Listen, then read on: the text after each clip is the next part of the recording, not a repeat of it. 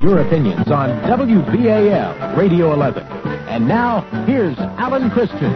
Good evening, ladies and gentlemen. The telephone number locally is 481-0313. If you're calling long distance, you dial area code 301 first, then 366-1276. Howard Donahue has received a lot of attention in the local media because he has developed his own theory about how JFK died. We're going to chat with him for a few minutes and then invite you to join in this conversation. And first we want to give the gentleman time to prepare his own theory so that we clearly understand what he is proposing. Mr. Donahue, in essence, I have tried to understand what you're saying, and I think that we start at the conclusion, and that is you appear to be saying that a Secret Service agent accidentally killed JFK, correct? That is correct. The shot that killed him originated from an M16 held by a secret agent in the left rear seat of the follow-up car. All right, now, for those people who might say, how did that happen, let's talk about the conclusion and how you reached it. I'd have to go back some time. I have to go back to the time when I was invited by CBS to participate in a series of actual experiments that would be taken at the famous H.P. White Laboratory near Bel Air, Maryland. At this site, they had an elaborate tower built up, and they had that closely approximated the height that Oswald was when he was firing at Kennedy.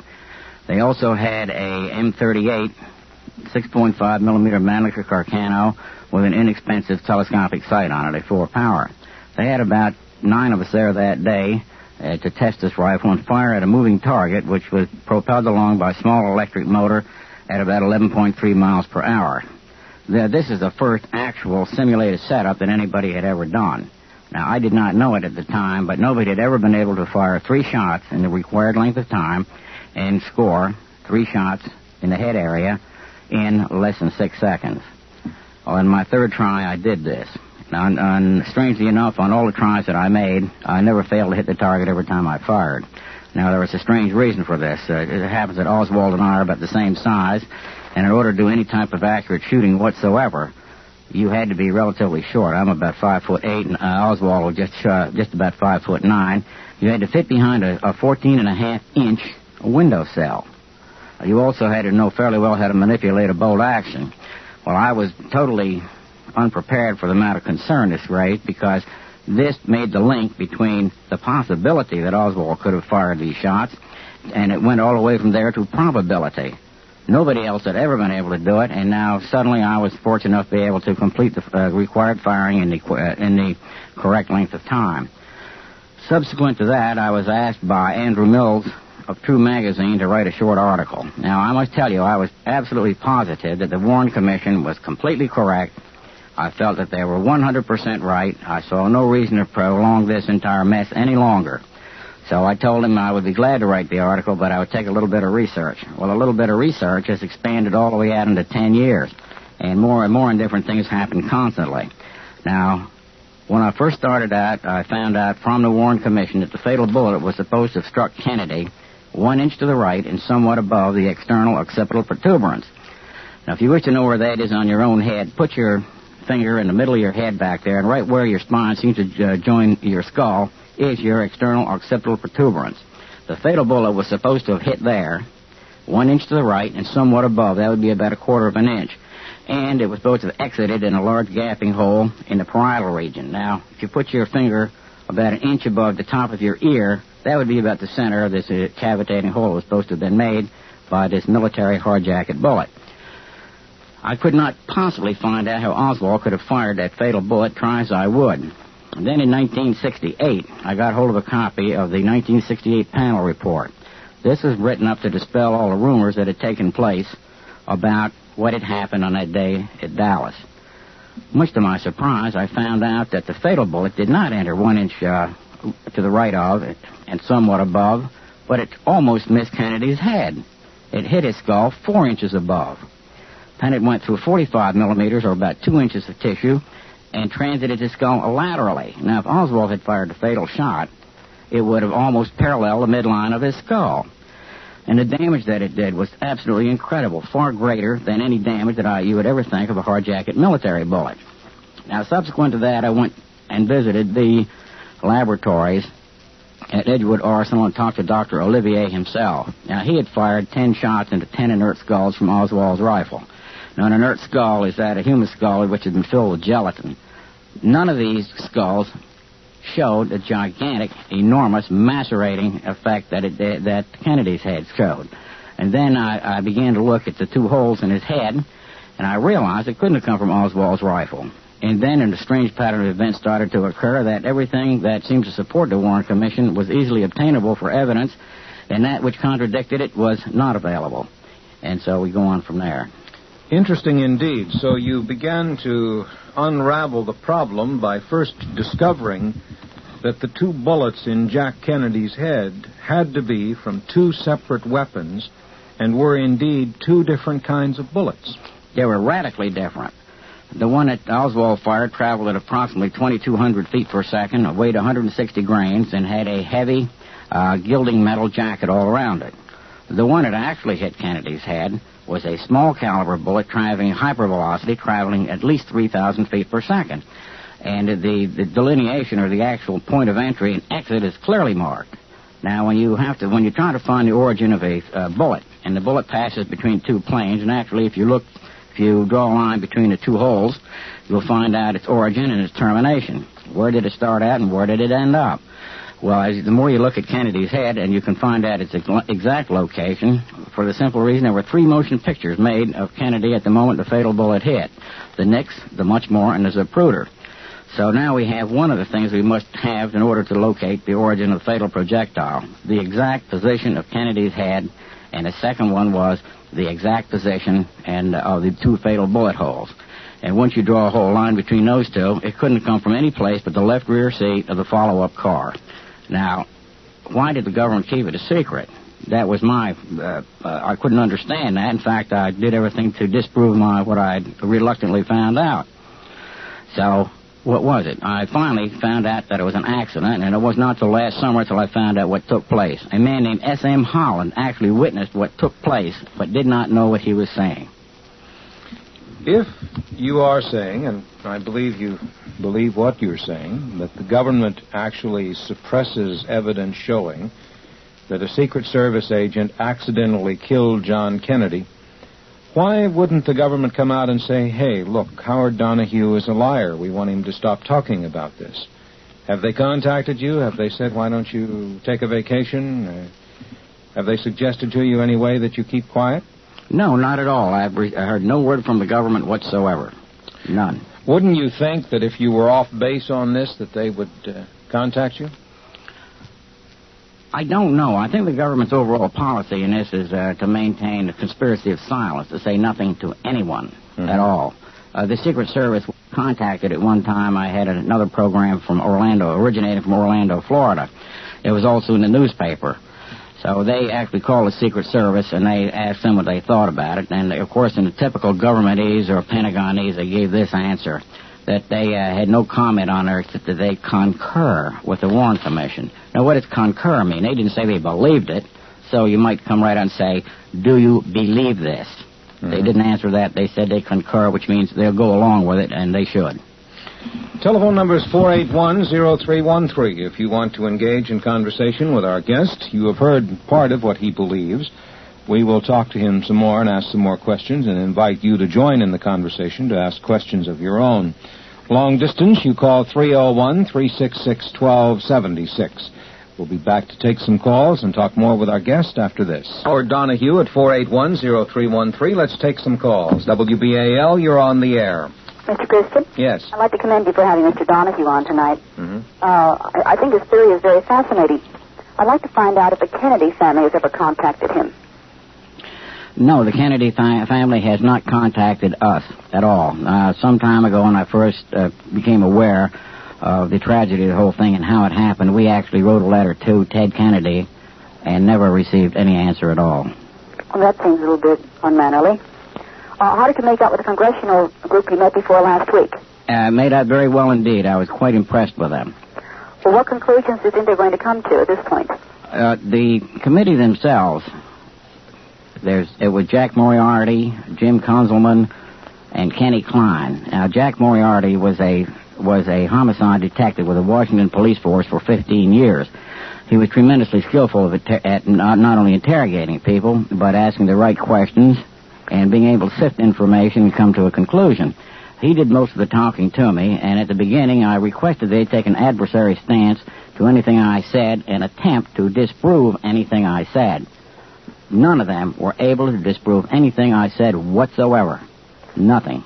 Well, if this is a true theory and the Secret Service man actually did fire it, nothing could happen to this gentleman as a way of punishment, considering it was an accident. Isn't that right? That is correct. So why all this business of, trying to make such a secretive thing about a whole thing? Well, you remember the Shakespearean statement, what tangled webs we weave when at first we attempt to deceive? Well, this is what has taken place. Do you know the man who did the shooting from the position of the firing of the gun? It is my personal opinion that Secret Agent George Warren Hickey, Jr. accidentally fired the fatal shot into Kennedy's head. Well, I'll tell you, the Secret Service has had a tremendously good reputation. They saved President Truman from the Nationalists that time, remember? And I'm sure that there are accidents that do happen. I think your theory has a great deal of credibility to it. Oh, don't forget Kissinger almost got shot. When he was in one of his trips, one of the agents dropped an Uzi submachine gun, or it fell out of a rack and fired. And it went off in Kissinger's aircraft. That's right, I remember that. All right. Well, thank you very much. Right, good night. Have you studied the possibility that someone either behind the car or on the sidelines of the car may have had a weapon similar to the one being carried by the Secret Service man? And have you ruled out the possibility that a second gunman somewhere in the vicinity could have fired the fatal shot? I'm completely satisfied that no one else had another weapon like that could have fired the shot. There would be no sense in keeping it a secret. Now, I want to read to you a letter that I got from Miss Jane Smith, Director of the Civil Archives Division.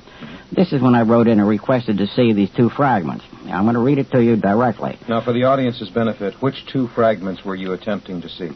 These are the two fragments. One was 7 millimeters by 3 millimeters, and the other one 2 millimeters, that were actually dissected out of President Kennedy's brain the night of the autopsy. These were given to two FBI agents, Seibert and O'Neill, and then transported both probably to the FBI lab and into the National Archives. All right. So after I saw that, I realized that if the jacket came from Oswald's bullet, it would have a typical thick, heavy jacket of the gilding metal. If you analyze it, you would find out that it was approximately 90% copper, 9% zinc, and the rest would be impurities. If it was an expanding or high-velocity bullet, the chances are it would be about 98 to 99% pure copper, and the rest would be impurities or trace elements. However, since I wrote her a letter and asked her to see these two fragments, which I could identify either by just looking at it or using a jeweler's loupe, then I felt that I would be satisfied to find out that, indeed, it did come from Oswald's rifle. Mm-hmm. But now, listen very carefully to this letter. Dear Mr. Donahue, this is in reply to your letter of August 26, 1976, concerning the records of the Warren Commission. The two bullet fragments to which you refer are Commission Exhibit number 843. We shall be pleased to show you this exhibit in the National Archives. Now, it all goes fine up to there, but now listen to this. Enclosed is a copy of our regulations concerning access to security classified documents. We are not aware of any researchers who have been given access to classified documents in the records of the Commission by the agencies that prepared the documents through the procedures listed in these regulations. Do you understand what she said? She understands you're not getting in. Do you want to break it all the way down into what she actually said? She said, tough old boy, you ain't going to see these here fragments. Mm-hmm. And nobody has ever been able to see them that I know of, with the exception of you and maybe some researchers that they never talked about. Let's take some more telephone calls. WBAL, you're on the air. Yes, good evening, Alan. Good evening. Mr. Donahue, I'm fascinated by your theory, and I would just like to ask you a few questions. If we accept your theory, you really have dropped a Pandora's box of more problems onto us. For instance, the car in which this Mr. Hickey, the agent, was, there were also two civilians in that car. That's right, Ken O'Donnell and Dave Powers. Ken O'Donnell and Mr. Dave Powers.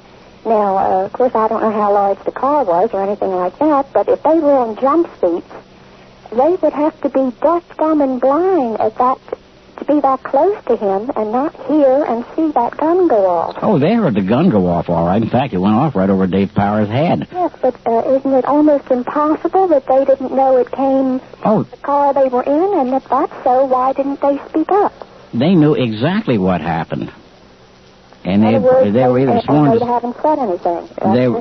They have never spoken out? They have every reason not to say anything because of some collateral developments that took place. The one is during the autopsy, it was discovered that, not discovered, but it would have been brought out completely that Jack Kennedy had a very bad case of Addison's disease. Now, you might say that doesn't amount to anything, but Robert Kennedy had flatly declared that he did not have Addison's disease. He had mentioned that he might have an adrenal insufficiency. Now, this made a liar out of Robert Kennedy, and he didn't particularly want that to take place. And now the Irish Mafia that happened to be in the car would keep it quiet for political reasons. Well, then, to proceed to the next point, who made that decision, and at what point was that decision made?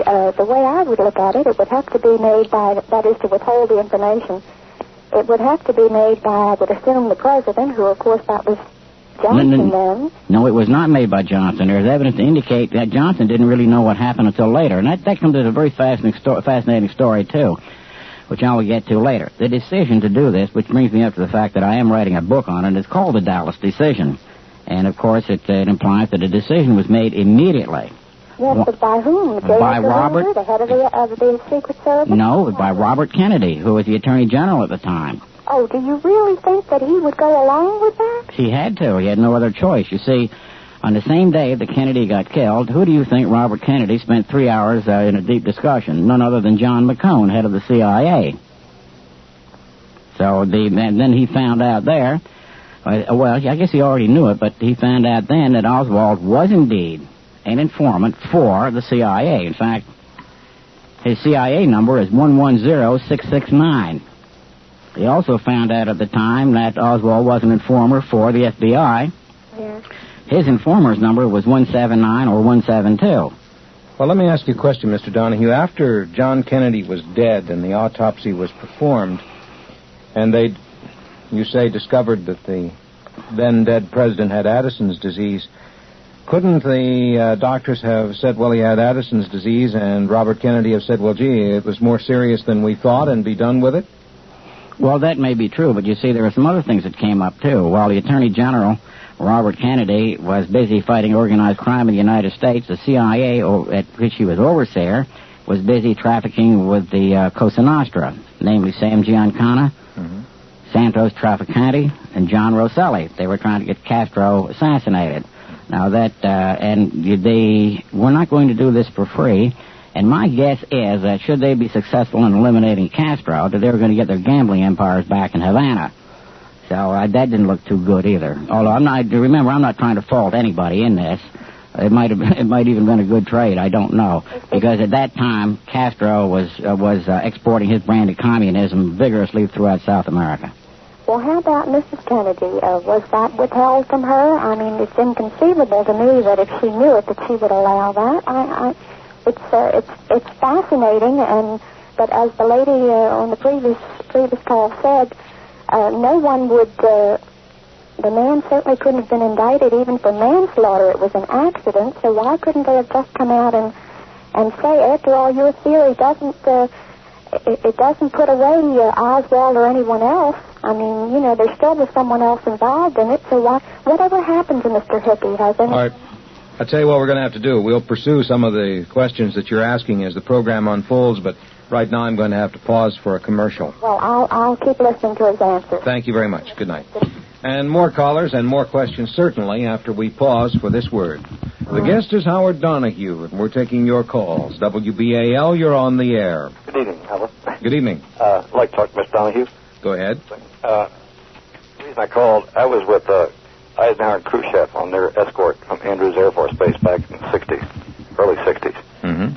And they had to ride convertibles. That was a mandatory thing. And there was a panic thing with the Secret Service. And I never saw such abuse that the Secret Service gave people who over the bridge going into Washington, D.C. that I ever saw in my life. And I can understand where there would be a valid human error in something like this in Texas, because And everybody says, well, the government, why don't they do this and why don't they do that? But each agency wants to cover their own self and protect their own people. Mm-hmm. And I happened to be with the state police in Maryland at the time. And honest, I have never talked to people in our own jurisdiction the way the Secret Service talked to people on those bridges, and pushed, shoved, and it was actually an abusive physical way that they treated, and I can see where they could overreact, and where someone would have in a crowded area, have a short range rifle unloaded and accidentally be jarred by a braking situation on a car. There was no braking situation. Remember, let me point out this. Excuse me for interrupting. Well, President Kennedy may well indeed have contributed to his own demise.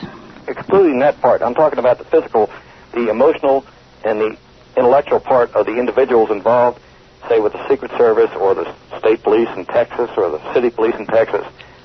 Everybody says, why didn't the government do this? Why didn't the government do that? It's not the government. It's the individual people who react. And individual people are nothing but you and I or anybody else who happens to be assigned to that position. No, the Secret Service has a terrible job, and they were worked long hours. They didn't get enough rest. They were away from home for literally months on end.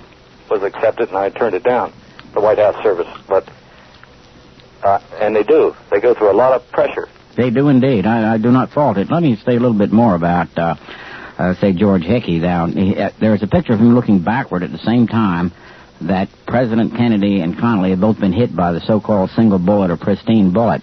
He was looking backward, and by interpolating, I know what he saw, because he was looking almost directly at the sixth-floor window of the Texas School Book Depository. Now, as he was looking up there, I'm sure he saw Oswald's gun sticking out the window because other people did see. You think so? Oh, yes, because other people saw the gun at the same time. At that time, he turned around and picked up, it says an AR-15, but I'm certain it was an M16. It was laying on the seat between himself and Glenn Bennett. And as he stood up, he picked up the gun. He had to turn around 180 degrees to return the fire. No way. And as he had to try to turn around and return the fire from a moving car, he tripped himself up and slipped and fell over backwards. And S.M. Holland saw this take place, but he did not understand what was going on. Well, I could understand it. The point is, with Khrushchev and Eisenhower in the 60s, and that was a very crucial era in that time, we had a lookout for a 57 Plymouth. We saw one on, I think it was Route 5, as I recall. Same color, same description of personnel in the car. They surrounded that car, and honestly, you thought it was Nazi Hitler, the way they took over that car and abused those people. Okay, I've got to stop you there. Have the news coming up, but lots more to go. Okay. Thank you very much. Good night. Number is 481-0313. If you're calling us locally, long distance, it's 301-366-1276. Stay tuned for the news.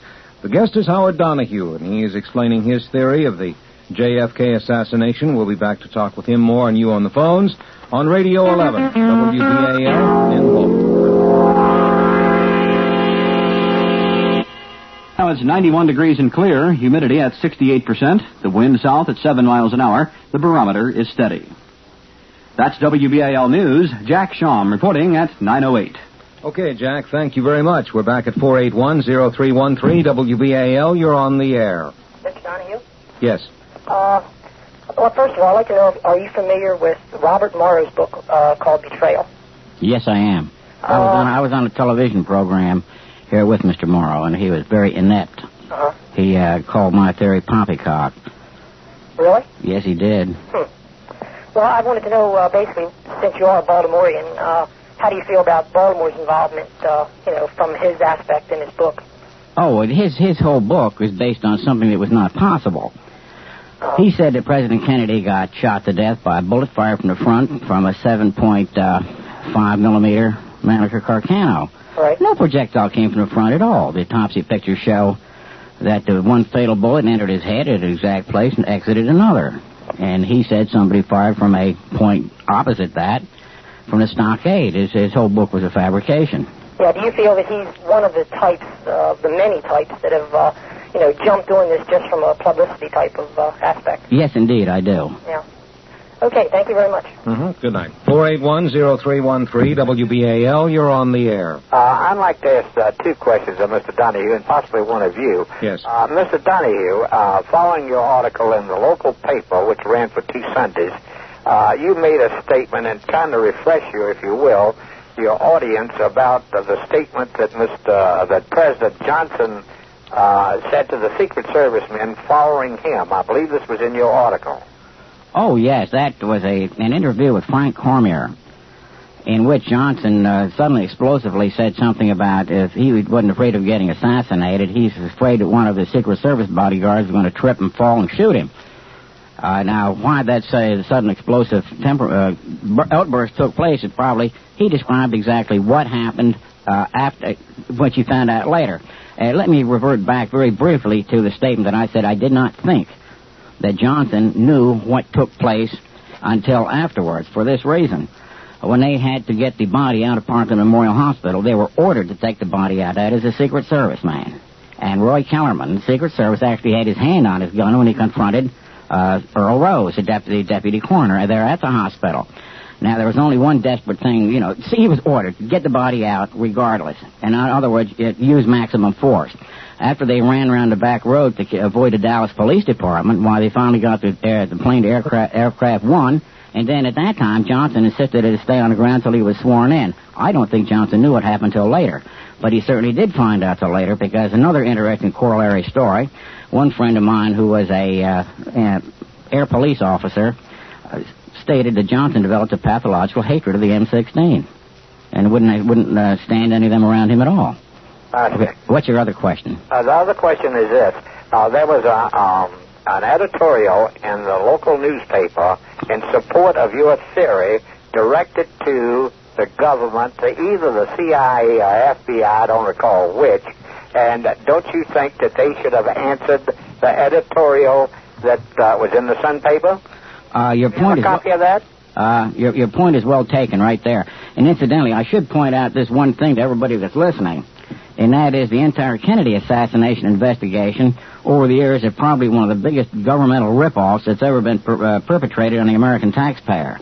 Because you look at it very carefully, you have one branch of the government, that is the Senate Investigating Committee, is spending literally millions of dollars to acquire evidence that is already held by 2 other branches of the government. That is the FBI and the National Archives. And these 2 branches of the government will spend millions of dollars to keep the other branch of the government from getting this information. If that isn't stupid, I don't know what is. So in addition, do you happen to have, with your material there, a copy of the editorial that appeared in the Sun paper? I think I do. I'm not. Paragraphs long, I think, or 3. He'd have to look for it. What is the point? Well, the point was that I wanted you, Mr. Christian, it was in support, not in support of Mr. Donahue, but it was in support, it was a theory that the government should be forced to come front and answer this gentleman's articles and the questions that he asked. Well, I think certainly the government has been charged with very serious breaches of the public faith by Mr. Donahue, and it would seem logical that they should answer his questions. Well, this is it, but I think I spoke to you once before, and you didn't, some way, you read the article, but you didn't read this one thing that appeared on the editorial page, and I was hoping that the man might have it with him, Yeah, I do. I have it here. Somewhere in his papers he does have it, but we would have to fish it out, and right now we can't do that. If he can get to it later, I hope you'll let him read it. Fine. Well, now, listen, let me say this. In addition to all of this, your new president, Mr. James Earl Carter, has the power and the authority to release this information. Since President Carter has pledged an open administration, if we get a few million people send in postcards and requests, let's get this mess over with. And then the Senate Investigating Committee can go on and investigate 2 other assassinations which have certain things about him which should be looked into. Well, if you have a break, Mr. Christian, and he finds us, I hope you'll let him read it, please. Fine. Thank you very much. Thank you. Good night. Mr. Donahue, it seems central to your case that Kenny O'Donnell and Dave Powers, riding in the second car, had to know that the accident took place. Now that they are out of government and more or less on their own, why wouldn't Mr. O'Donnell or Mr. Powers come forward and say, yes, there was an accidental shot fired from my car?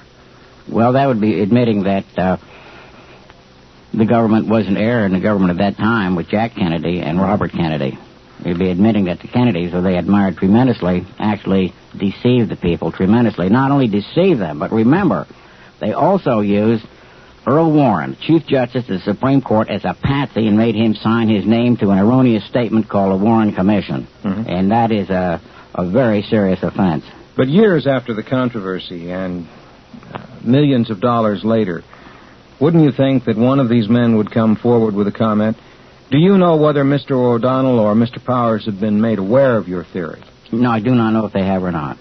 And they have not made any effort to contact you. I suppose that once your book has been published, that it would be then a situation where they could hardly avoid making comment. Well, they could say no comment, but let's say that somebody knows them. Let's ask them, isn't that what happened, Mr. Powers? Because I know the gun went off right over your head. All right. Was there anyone else in the car who yes. could corroborate the theory? No, there were other Secret Service agents. Emery Roberts, who was in the right front seat, strange enough, came from Towson, where I'm from. He died 4 years ago. Mm-hmm. Clint Hill was on the left front fender, and the Secret Service men never talk. Yeah. And so it's up to either Mr. O'Donnell or Mr. Powers to come forward with a statement on your theory saying that, yes, the gun was fired. That is correct. Okay, 481-0313. We have an open line. If you would like to talk to Mr. Donahue about his theory, please give us a call. Right now would be a good time to dial. Or long distance, anywhere on the East Coast, you dial area code 301 first, then 366-1276. We'll be back to take some more of your calls after these messages. All right, 481-0313, WBAL, you're on the air. Yes, sir. I have one question. I missed part of your earlier comment, so I hope I'm not covering the same ground. Right. In reference to Lee Harvey Oswald, now, I know he had a neurotic background and so forth, and there was a great deal of problems. Does Mr. Donahue, exactly where does Oswald fit into Mr. Donahue's theory about the assassination? Was he a patsy or just a series of incredible coincidences that took place? There was what you call Murphy's Law in Dallas. Yeah. Really, it was a culmination. If anything wrong can happen, it will happen at the worst possible time. Now, again, it's my opinion that he was shooting, that is, Oswald was firing at President Kennedy with a 6.5 millimeter Mannlicher Carcano. The first projectile struck behind the car and ricocheted pieces into the car.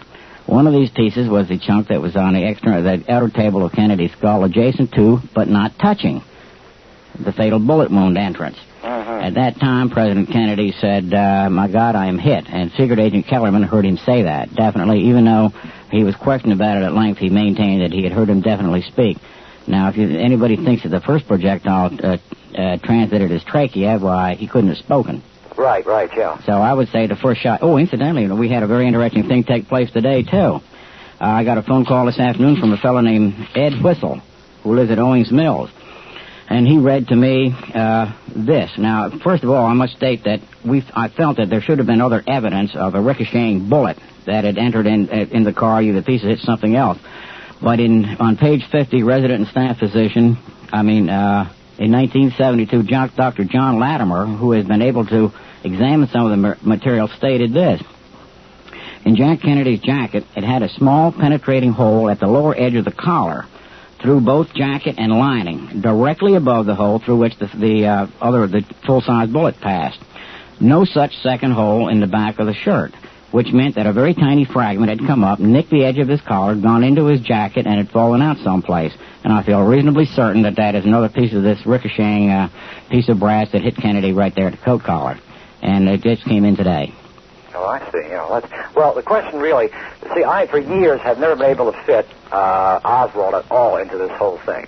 The simple reason, first of all, the fact that his marksmanship would have to be superb, which I think has been established in some cases that it is possible, but highly unlikely. Right. That's one thing. Secondly... Wait a minute, let's take care of one thing at a time. Okay, the fact the marksmanship was not superb at all. He missed the car completely with one shot. Yeah.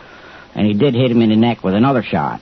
No, but that's only shots he fired. If he fired all the rounds, he would have to be good. Oh, excuse me, I see what you mean. Yeah. Yes.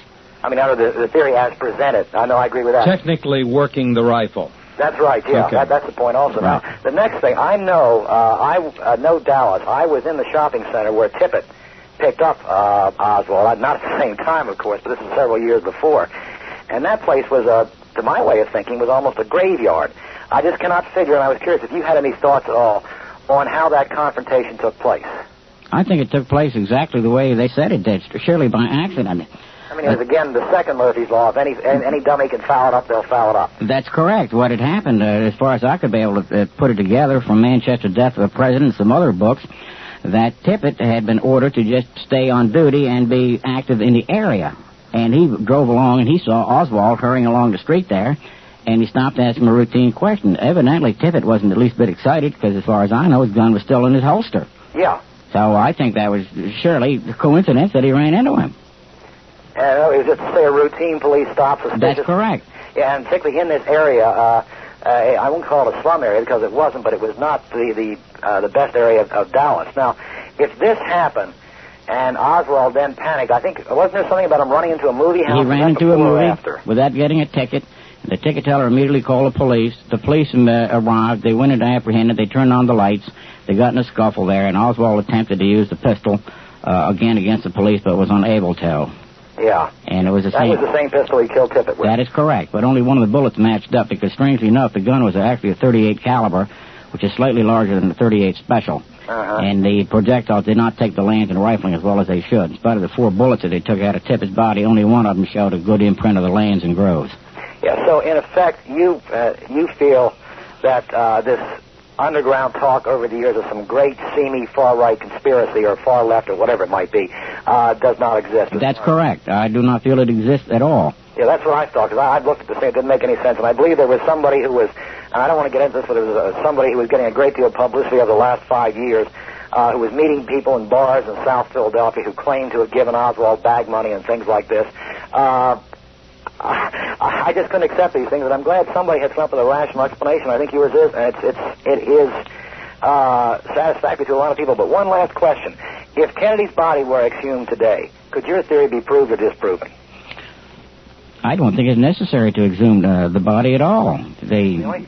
The only thing is that what they have to get is Commission Exhibit 843 and let somebody examine that, and also subpoena all the neutron activation analysis comparison plates, which are all the smears of the metal that were taken from all the bullet fragments in his head, on the floor, on the rear of the windshield, the whole works. You just have to look at those. It'll match up with it'll tell you which gun it came from. You don't have to go exhuming any graves or looking at any repulsive or grisly so in other words, the theory of that it would be impolite to the family or improper to the president's memory also goes out the window under your... That's correct. You don't need to see anything. And incidentally, there were sequential color photographs taken of the entire autopsy. No need to see those whatsoever. All right. Thank you very much. Okay, thank you. Good night. WBAL, you're on the air. Mr. Christian? Yes. I have a question for your guest that has been troubling me ever since this happened. All right.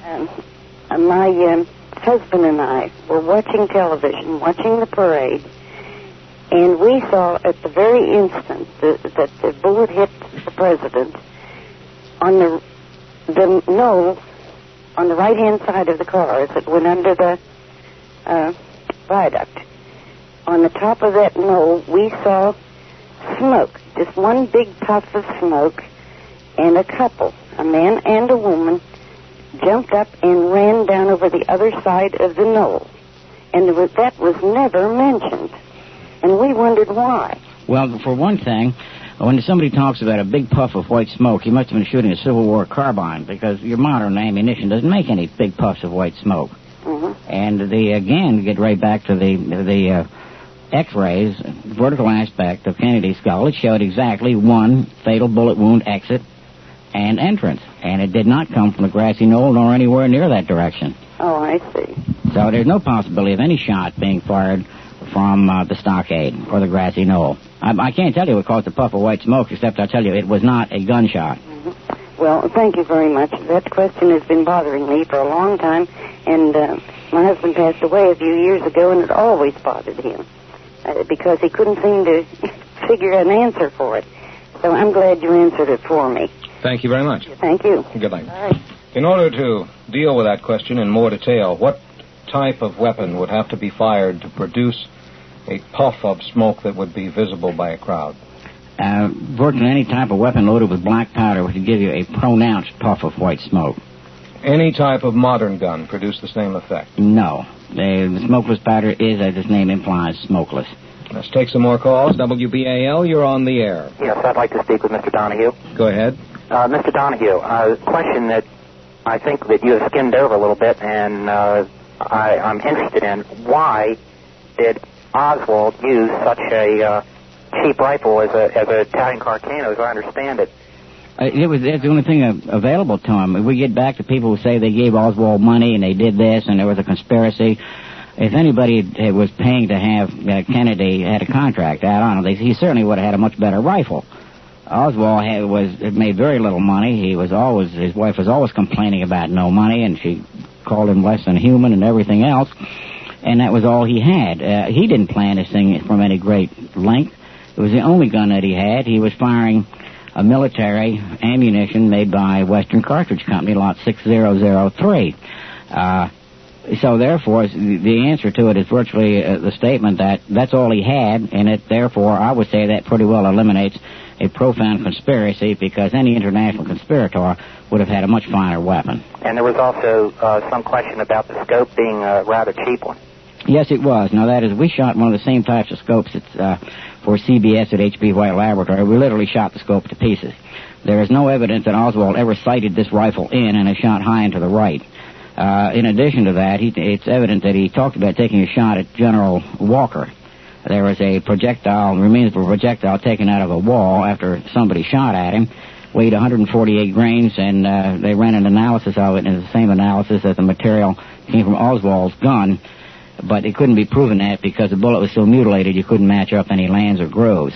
So that would go right along with the fact Oswald was not a good shot, and he had poor equipment, and he also could not sight the gun in, because, as I say, we shot it to pieces, and the crosshairs were at about a 40-degree angle when I finished shooting. And yet there were some reports that he had been seen out on the range test firing. I never have been able to track that down positively. The only thing we've been able to track down was him practicing operating the bolt under high speed out on a screened-in porch, and that's all. If anybody listening has any reports where he was positively seen at a range, I'd like to know it. Another reason we don't think he was out there sighting the gun in is because you couldn't sight it in. As you shot it, the zero would wander. It almost seems like it's a comedy of errors. He used the wrong shells in his handgun. That's correct. That certainly would seem to eliminate the conspiracy. Sure, that's right. His equipment for any type of a contract like that was very poor indeed. And I have one other thing. I wanted to ask you, why do you feel that Robert Kennedy initiated the cover-up to begin with? Why didn't he come directly out and admit to the public that it was an accident and let it go at that? Well, evidently you didn't hear the first part of the show and me explain. At the same time, Robert Kennedy was overseeing the CIA and the FBI as Attorney General of the United States, and the shenanigans they were going through with trying to get Castro knocked off, assassinated by the lethal squad of the CIA, and his trafficking with known mafia hoodlums in order to get Castro knocked off, plus the fact that he had in turn lied about the fact that his brother had Addison's disease. He didn't want that brought out. Right, I understand. Are you hoping that somebody will come forward at this point and... Yes, I have a feeling in the next 6 months to a year, something's going to happen, that the whole thing's going to come to a head. Yeah, I'd like to see it. It's gone on far too long. All right. Thank you very much. Mr. Donahue, I appreciate it. Good night. 481-0313 WBAL, you're on the air. Yes, I'd like to ask Mr. Donahue a question. Yes. When the assassination of Kennedy, wasn't the Governor Connolly in the car at the time, and he was shot also? And how was he shot? All right. That is correct. Governor Connolly was sitting in a jump seat in front of Kennedy. He was not in direct line. Mm-hmm. The projectile had penetrated Kennedy's back and exited his neck through his 1.5 inches below his Adam's apple. It came out just about a half an inch under the collar button, probably touched his tie. That one entered Connolly's back, exited under his right nipple, and hit his right hand that was holding his hat and went into his thigh. Now, if you ever get a chance to, look at Commission Exhibit number 346. This is somewhat of a top view of the presidential limousine, showing the very cramped quarters that they were in, and also showing that they were not sitting in direct line. There's another one, Commission Exhibit number 698, which actually shows Kennedy and Connally in the car and shows how offline they were. Now, a lot of people will try to point out this so-called magic bullet or pristine bullet. Couldn't have done that because they weren't sitting in a line. Some people say it had to be an unusual bullet because after it penetrated Kennedy's neck, it had to make a left turn and then a right turn. Such is not the case. Kennedy and Connally were not sitting in a direct line as far as the car's axis was concerned, but they were sitting in a direct line as far as the portal of entry and exit of the 4 wounds were concerned. So the one single bullet could indeed do all that damage. Okay, thank you very much. You bet. Good night. We'll return to take more of your calls after these words. You're on the air. Yes, may I speak to Mr. Donahue, please? Yes, go ahead. Thank you. The one thing I wanted, I heard you on a local TV program about a week ago and was very interested in your explanation. But what I would like to ask is if you were able to get access to some of these records, and if it is true, why didn't President Nixon, when he was in trouble with Watergate, and he certainly had access to all these records, reveal this if it was a cover-up? Well, I don't think that even involved him. Any president, including, of course, Nixon, could have discovered exactly what happened. The president has complete access to everything in the National Archives and also in the FBI or any other law enforcement agency. He had no reason to do it. But he was having trouble with the FBI. Why didn't he, if he was having trouble, why didn't he turn around and say, well, they covered up this, and they covered up me for this? Well, perhaps he could have done it, but then again, they both would have been in the soup, so he let it go at that. But really, that's beyond my scope and my study. I don't know why he didn't. I see. I just wonder why you waited so long to reveal all this information. Why I waited? I also had the 1968 panel report at the time. Everybody was afraid to say anything about it. I went to one book publisher after another trying to show them what took place, and they looked dumbfounded. I think they were afraid to. I see. Well, all right, I don't quite believe you, but I thank you very much. Well, Good night. Good night. So like anything else, Mr. Donahue, you're not going to convince everybody. The guest is Howard Donahue, and if you joined the program in progress, he started off this evening explaining his theories on the death of John Kennedy. You mentioned the Zapruder film. How do you feel the film proves your theory? Well, the film proves my theory in this respect. That is, it fixes the exact point in time. Zapruder frame 313 when the fatal projectile struck Kennedy in the head. At that time, he fell over sidewise. You could see the left occipital region of the left rear of his head. It was completely intact, but the right side of it had a very large gaping hole in it as a result of a gunshot wound from the rear. Now, it fell through my theory by disproving others by showing that no projectile entered from the front. It showed that a projectile did hit from the rear. It also showed, in conjunction with the Nix and much more film, the exact position of his head when the fatal bullet hit. So, again, we have one part of the puzzle, and that is the exact position of his head when he was hit. And the second part of it was supplied by Dr. Russ Fisher, chief medical examiner for the state of Maryland, which showed the exact portal of entry and exit of the fatal wound. So having those two things there, all you have to do is draw a line between the two holes at the position his head was when he was hit, and it goes to the left rear seat of the Cadillac follow-up car. Mm-hmm. All right, let's take some more phone calls. WBAL, you're on the air. Mr. Donahue, please. Go ahead. Howard? Yes. I missed the first part of the program. Did you go into the fact that you had duplicated the feat of speed and accuracy attributed to Oswald? Yes, I did.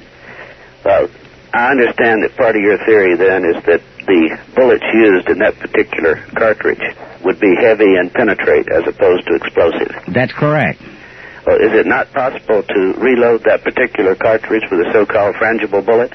A frangible bullet is usually one that's manufactured specifically. Deadeye Company makes it. They're made out of sintered lead and so on. They're not generally available to the public. These, for instance, are sold only to police agencies. So a frangible bullet is easy to say, but not too easy to make. Now, you have one that will explode or destroy itself through its extremely high velocity. The Hornady super explosive bullet is one of them. It has a very thin copper jacket and a pure lead core. And at high velocity, physically speaking, you say the potential energy that the projectile had due to its velocity is converted into kinetic energy by formation of heat as soon as it hits, and the bullet literally melts as it strikes. And this is what happened when the bullet hit President Kennedy's head. The wound path described as having a myriad of tiny, round, spherical objects along the wound path, interspersed with larger, irregular fragments, which were the jacket of the bullet itself. A typical result of a high-velocity, explosive-type bullet. This is consistent with the weapon that was held by the Secret Service man. It is indeed. That's correct. And the same type bullet could not have been loaded in Oswald's gun? It could have been loaded in there, but there's no indication that it was, because the two bullets that he fired were found. One was broken. One was found on the sheet that the one had gone into Kennedy and Connolly. He fired no more than 2 shots, which is shown by any interviews they had with people that were deep inside the Texas School Book Depository showed they all, without exception, heard less than 3 shots. None of them heard 3. They heard the 2 he fired from upstairs and did not hear the one that came from without. Even Howard Brennan, a star witness for the Warren Commission, refused to change his testimony when he said he heard 2 shots from the Texas School Book Depository. And in order for it to have taken place the way the Warren Commission said it did, it would have to have had 3 shots coming from the depository. That's correct. It was totally impossible for the third shot that killed Kennedy to have come from the school depository. So it would have to have come from somewhere behind him. That is right. It came from behind him and at a low, flat angle. Going up almost. No, it was, I can't remember, about 11 degrees, I believe. Yeah. Which is pretty low and flat. So there would be no real evidence of having it reloaded in the other rifle? There's no evidence that Oswald used anything except military ammunition loaded by the Western Cartridge Company, and the lot number was 6003. Is that what you used in your test? That's right. Yeah. Okay, thank you, Howard. You're very welcome. Good night. Good night. Would Oswald's shots have killed Kennedy? Up to just a very short time ago, my flat answer to that is no, they would not. The first shot, of course, it created a very superficial wound. The second shot penetrated his neck without hitting any major bones, arteries, or nerves, and exited underneath his larynx. It would have been a painful wound, but strangely enough, it was not classified as terribly serious. Mm-hmm. A recent article by Dr. Latimer has stated that he feels that that second bullet could possibly have been fatal. Mm-hmm. I haven't studied a medical report on it that much, but that's the first time that I have felt, or I've read that it could have been. Dr. Russell Fisher feels that it would not have been fatal. So, in fact, you are saying, or at least almost saying, that Oswald would not have killed Kennedy. That's correct. I don't believe that he would have. Mm-hmm. Let's take some more calls. WBAL, you're on the air. Yes, good afternoon. I'd like to speak to Mr. Donahue. Go ahead. Okay, I agree with Mr. Donahue with everything that he said. And to identify what I'm doing, I'm ex-military, and I'm an expert. Now, I understand that Oswald was just a sharpshooter. Is that right? Correct. Yes? I don't even know what his actual... I think a marksman or a sharpshooter would be perfectly all right. I'm not sure. I understand that very well. And for even 100 yards, even with the recoil of the rifle and everything else, as far as keeping a target that close or that tight, it's almost impossible. Am I right? That's right. It's an automatic weapon. Let me point out another weird thing. There was a test done at Aberdeen Proving Grounds at one time, and they had a whole series of experts firing at targets to simulate as well as they could without having a moving target. Then after they ran all these experiments, they stamped them secret and wouldn't let anybody see them. Right. Now, what did they do? Now, one individual said, well, they showed that Oswald could have fired it. And I said, why didn't they use it? And he said, well, I told you too much already. Okay, right. I can understand this. I know this. And with a bolt action, there's going to be a sight picture and a shoulder movement and everything that would move your sight picture. That's right. Shoot 100 yards that fast within the seconds and keep an accurate target. Am I right? That it would have been extremely difficult to do. Right. Okay, now that is what I was agreeing with. And like I said, it had to be more than one or something to hit the same little spot. Actually, as far as a human head is like a bullseye at about, 300? Yeah, that's right. I guess it'd be a center ring at about 200 to 300-yard target. Right. And the depository where he was supposed to have shot from was more than that. No, actually, the further shot at Zapruder film number 313 was like 89 yards. Like 265 feet. It was not a particularly long shot. Pictures taken from the TSD make it look like it's a very long shot. I used to think it was about 200 yards until they actually paced it off. Okay, now we're talking about the weapons. Right. The recoil, which you re-sight, all the time. Once it hits, you have to get another sight picture and everything else.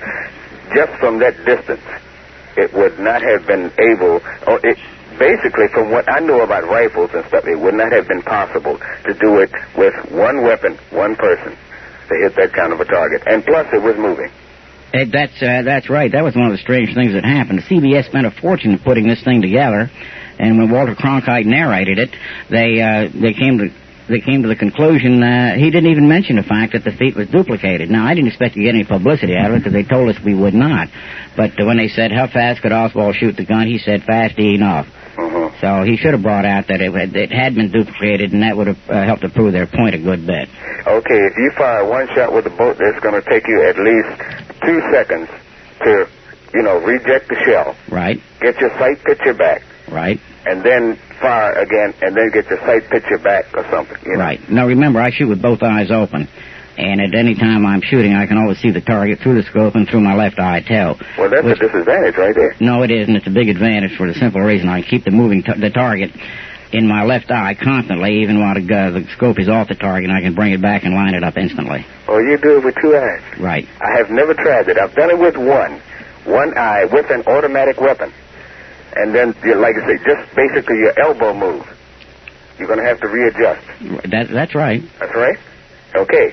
Now, he's going to have to readjust and pull the bolt and then adjust back again. Now, you're doing it with 2 eyes. Mm-hmm. My hat is off to you. I never lose a target that way. Okay. That is beautiful. Thank you very much. Okay, then. Thank you. Good night. We'll return to take more of your telephone calls after these words.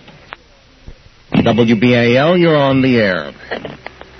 Hello? Good evening. Yes, sir.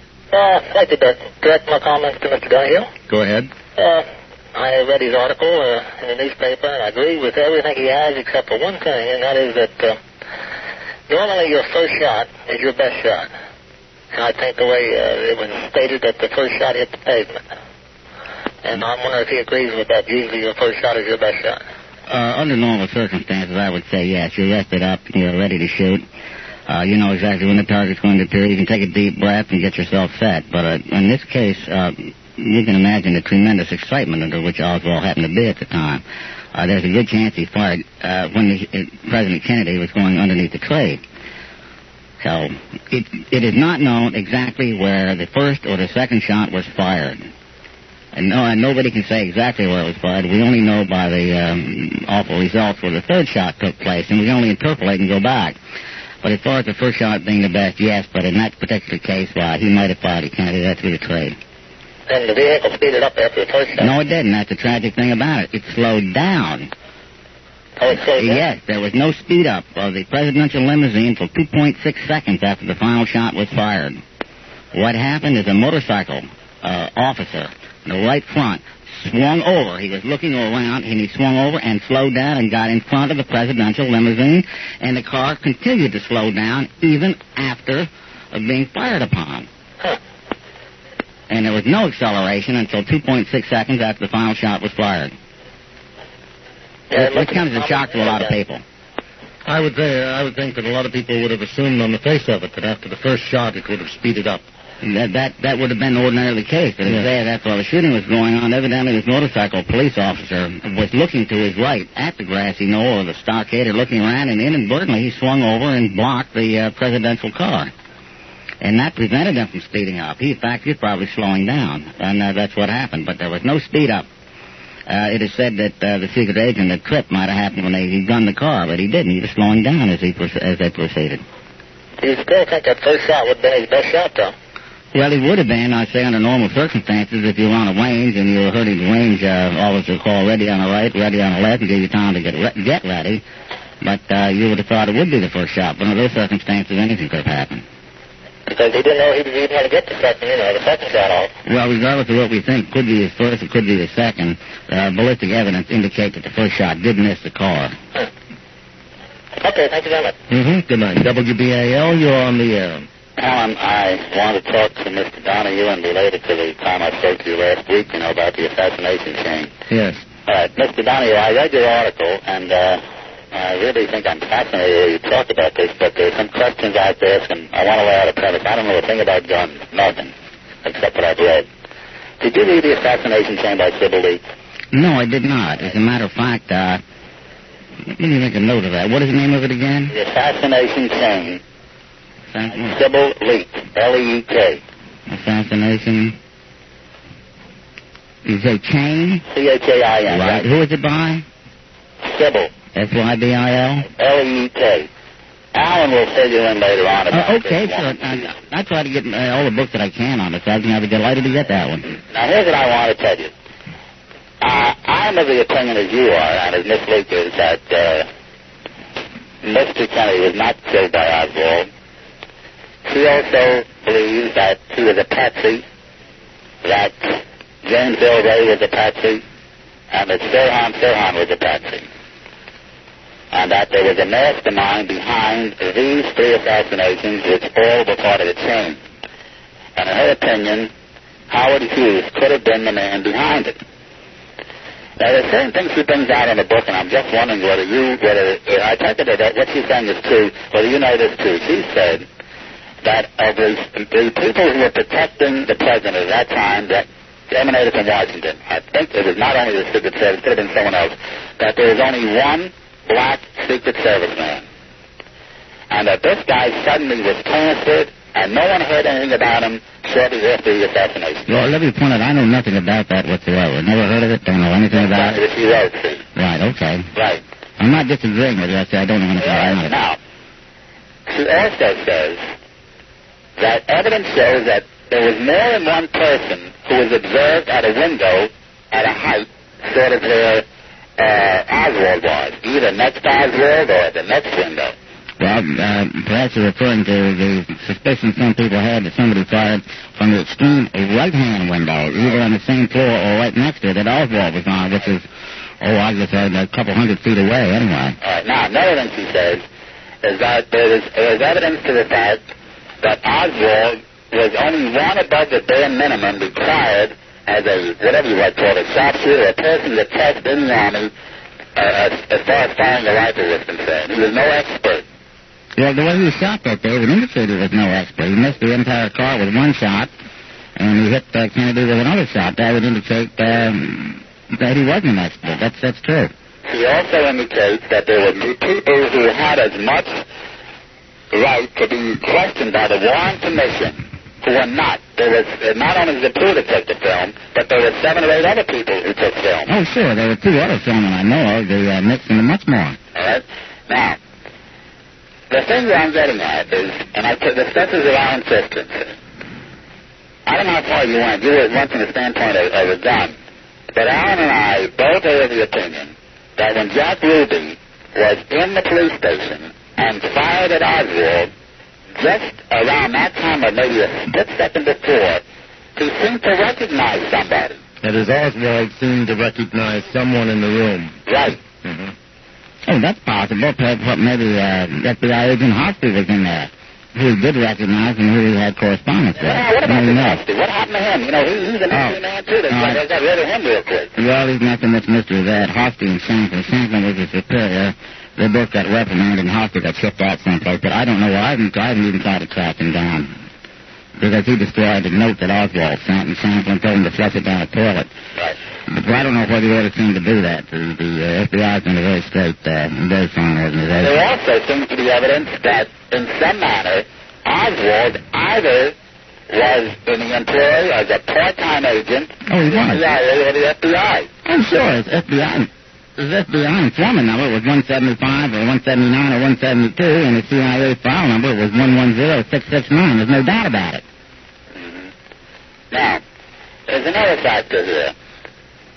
How come these men, such as Oswald and Ray, who had sort of minimum finances, were able to float around the world, you know, and have plenty of money to go from here to there, wherever they wanted to go, see?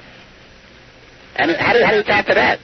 Well, I wasn't aware that Oswald had all these finances. It seemed to me he had a terrible time getting any money whatsoever. And I'm saying, he did not have the money. He could not have earned this money from anything he worked at. The money that he got was supplied to him by some agency, some individual, some mastermind. Oh, yeah, but if he was an informant for the FBI, he might have got as much as $200 a month. Mm-hmm. depending on the information he gave. And as I said, he already had a file number in the CIA, and as soon as he had a 201 file, which meant he was a permanent employee. One more question, then we're going to have to go for the news. How about the grassy knoll? There was smoke seen by certain individuals on the grassy knoll. There was no gunfire from the grassy knoll. There was a heavy white puff of smoke. Unless he was shooting a Civil War carbine, somebody shooting a Civil War carbine at Kennedy, then your modern gun shoots smokeless powder. No projectile hit from the fire. I'll be listening to you further on. Thank you very much. Good night. Telephone number is 481-0313. Long distance, it's 301-366-1276. Howard Donahue is the guest. Only have about a minute to go until news time. I understand that you're putting this whole theory in book form, and they're going to publish them. That's correct. The name of it is The Dallas Decision. When will it be published? We don't know. I was going to take my time writing it, but now I'm rushed. I'm starting the third chapter this week. Okay, so there you have it. If you'd like to comment or ask a question, give us a call at 481-0313. That's WBAL News. Jack Sham reporting at 10:08. Okay, we're back with our guest at 481-0313 or long distance at 301-366-1276. Now, Mr. Donahue, a lot of people have probably joined the program in progress and did not have an opportunity to hear our discussion at 8:35, so if I could put it in capsule form, we started off discussing your theory, which says, in essence, that John Kennedy was accidentally killed by a Secret Service weapon. Man slipped in a follow-up car, accidentally discharging the M16 that he was carrying, and it is your theory that this is the fatal bullet that killed John Kennedy. That's correct. It was strictly a tragic accident. And it is your theory that given access to certain information being held in the National Archives, that you could prove your theory to be correct. And specifically, you're trying to get access to 2 bullet fragments. Right. That is Commission Exhibit number 843. These are the 2 fragments that were taken from John F. Kennedy's brain the night of the autopsy by Admiral Hume, or Dr. Hume, given to 2 FBI agents, Seibert and O'Neill, transferred to the FBI, where they were analyzed, and then sent to the National Archives.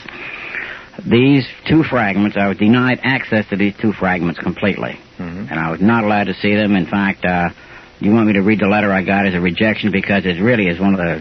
No, I think, just to summarize, you received a letter saying that you could look at the fragments, but you had to follow the rules and regulations, and no one had been given access under the current rules and regulations. So, in essence, they were giving you a very polite no. Very emphatic and polite no, I cannot see them, nor has anyone else ever been able to see them. Is it your opinion that these bullet fragments are crucial to your theory?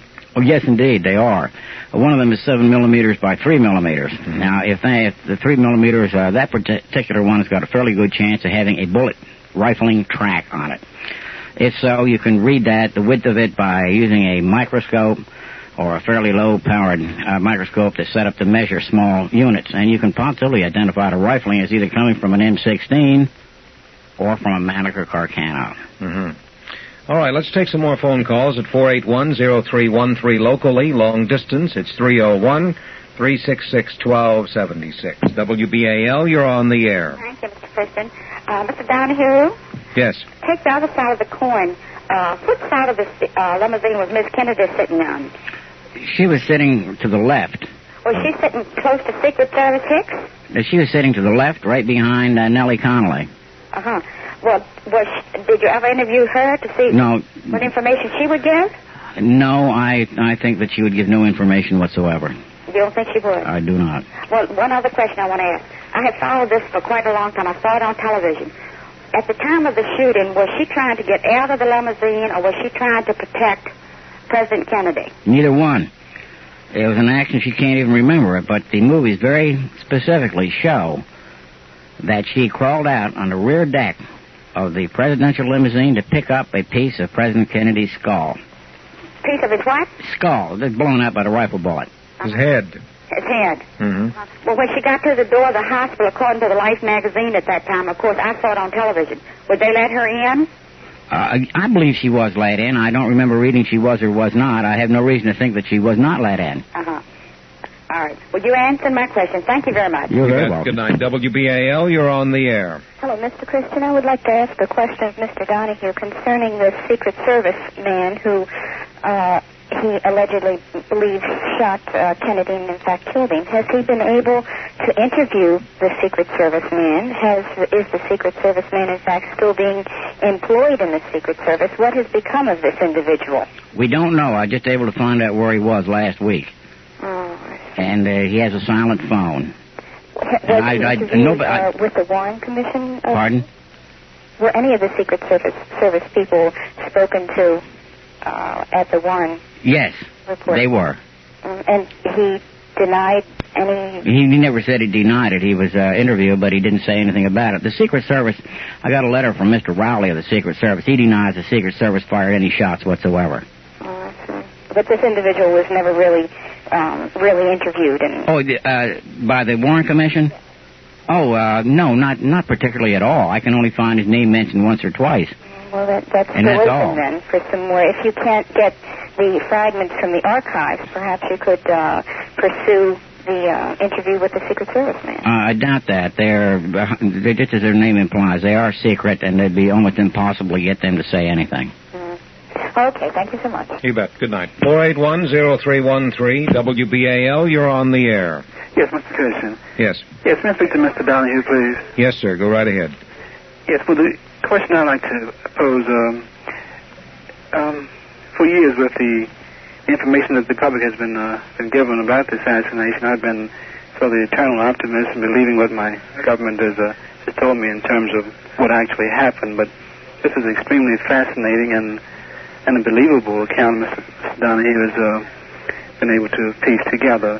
The question I would like to ask is, with all the news media and television reporting and the sophisticated way we have it in this country today, why was none of the three major news media there at Dallas at the time of the actual assassination or the tragic death of John Kennedy?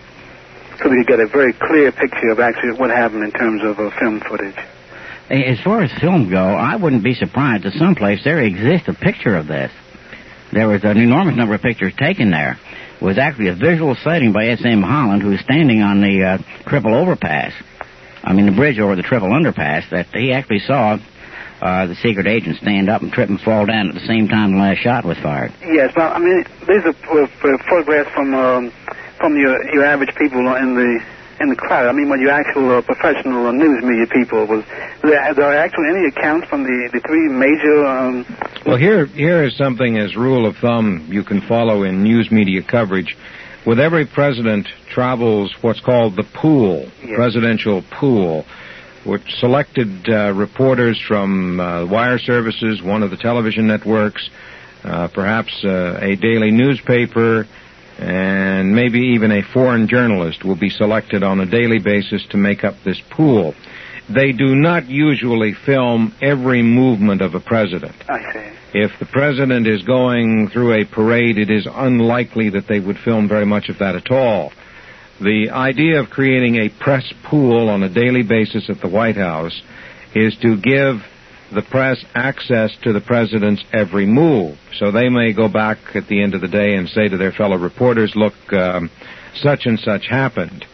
But they would not, under ordinary circumstances, have their cameras rolling every time the president takes a step. Yeah, that's what I was speaking about, because an event of this magnitude, the tragic death of a president, naturally you would think in this modern day and era that we would have a opportunity to actually to view the actual happening to the extent where we were able to determine what happened. Therefore, the films that were taken were from amateurs. I know he spoke of two other people that had taken the films besides the Zapruder film, but are they, Claire, any more able to be understood than the Zapruder film? Because that is an area very vague in some areas there, and it doesn't give a very clear and true picture of the events that are happening. What about all the movie footage that has been taken? Have you viewed all of it, and do you consider it conclusive? I have seen it. Nick's much more in the Zapruder film. The Zapruder is probably the best. It was taken from an angle up above, where you could get a shot in there. And I would consider that the main thing about the Zapruder film, it positively identifies the fatal wound and the exact time that the bullet was fired, too. And it also shows the exact location of the fatal wound. And then by that, it eliminates the projectile coming from any other source. For instance, a big puff of smoke at the stockade, shot being fired from any other place, and then coupled with a 1968 panel report positively identifying the area of the fatal wound. Okay, let's take some more telephone calls. WBAL, you're on the air. Oh, yes, Mr. Christian? Yes. May I have Mr. Donahue? Go ahead. Yes, Mr. Donahue. I think in order for your theory to hold up, there are lots of other little pieces that got to kind of fall into place. For instance, what is your opinion as to Ruby's part in this whole thing? Why would he have killed Oswald? Well, now, that really had nothing to do with my theory. My theory, or my deductions, only show the origin of the fatal bullet. Now, as far as Ruby is concerned, I think he is exactly what he's made out, a psychopathic personality who had the opportunity to kill Oswald and did so. That's my personal opinion. But again, I'm merely telling you where the fatal bullet originated. Yeah, but there's a whole sequence and chain of things here that kind of have to fit in. For instance, do you feel that will you feel that Oswald was there with the intention actually of killing Kennedy? Oh, yes, indeed. One of the most ridiculous things of all, they published the route that Kennedy was going to take, and it was that time that Oswald, after that, took the rifle up to the Texas School Book Depository. What do you think would have been his motive? Who, Oswald? Yes. Very difficult to say. I think he just went haywire. He had been suffering such a whole series of defeats in his entire life that he just wanted to do something to bring an enormous amount of attention on himself, and he took that method. I don't think Oswald intended to live through this, because when he took all his money out of his pocket except a few dollars, put them in a cup, and took his wedding ring off, which is the first time he did that, and left them there for his wife. He went up to the Texas School Book Depository with the rifle, and I think that he never expected to live through it. And when he did, he got out of the School Book Depository, he didn't know what he was doing. He had no plan. Well, you no doubt have read from time to time about all the peculiar and the coincidental deaths of people who were supposed to have had some knowledge. For instance, the woman reporter was one. What was her name? Dorothy Kilgallen. Kilgallen, yes. Mm-hmm. There's been a lot of suspicion cast on her death, and there was a more recent death in Florida, wasn't there, of someone? Yeah, DeMorensheld.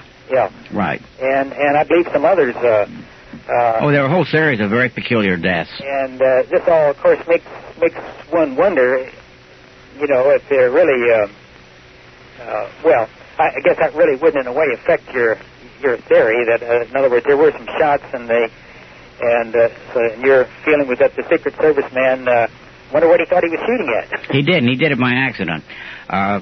Here's what happened, is he was looking rearward. He saw Oswald's gun. Oh. Sticking out of the Texas School Book Depository. If you've seen the Sun magazine section, there's a picture of him in there, looking backwards.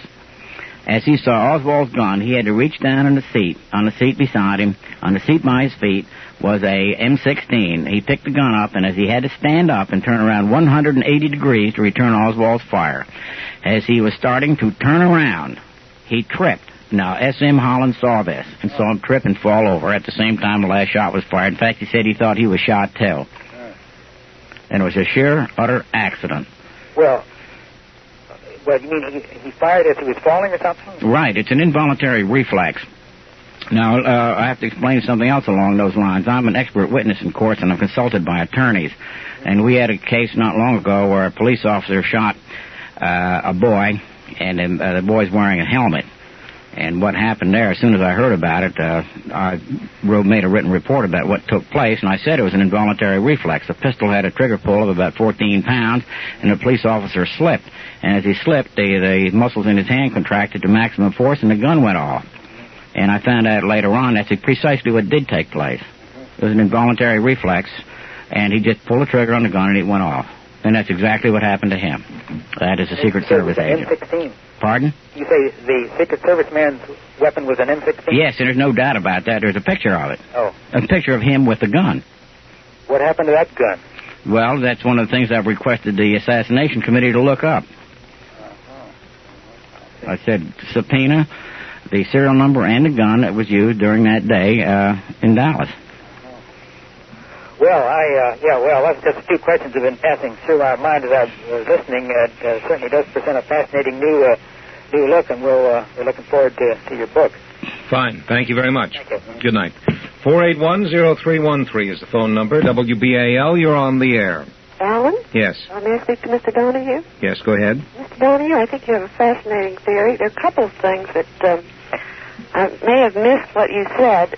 Do I understand that everybody agrees there were 3 shots fired? That's correct. Daily Plaza that day. Well, now, an M16 makes the same kind of a noise as the gun that Oswald fired? I really can't explain whether it did or not. It was shot from inside of a car. There were people standing all around it. Also, Dealey Plaza acts something like a sounding board. It's bowl-shaped, and there were echoes going around. Some people swore up and down they heard as many as 10 shots. I can't tell you how much they sound alike or if they sound alike at all. Well, I was thinking of the people standing along the curb. Wouldn't someone have been aware of the fact that a gun had gone off in the car? Possibly there were, but nobody ever thought about it. In fact, I never thought about it, and I even came about this conclusion with a great deal of reluctance. Mm-hmm. But if you draw a line between the 2 holes in Kennedy's skull, it goes right back to the left rear seat of the follow-up car, and you cannot deny that. And the other thing I don't understand, I can understand about the government trying to keep it quiet, but there must have been an awful lot of people that knew about it. Must have been, that's correct. And all the cars that knew about it, Governor Connolly's staff, and everybody. Mm-hmm. And I just don't see how they could have kept it quiet for so long. As a matter of fact, that it hasn't been kept quiet, but I can't tell you much more than that. I hate to be secretive about it, but a Secret Service agent did blab 3 years ago. And you haven't been able to get in touch with the Secret Service agent? No, I have not tried. There's a newspaper reporter who wants to contact him. Mm-hmm. Well, thank you very much. Very interesting program. Right, good night. Mr. Donahue, before we take any more phone calls, let's zero in on this chap with the M16 who apparently fell in the car.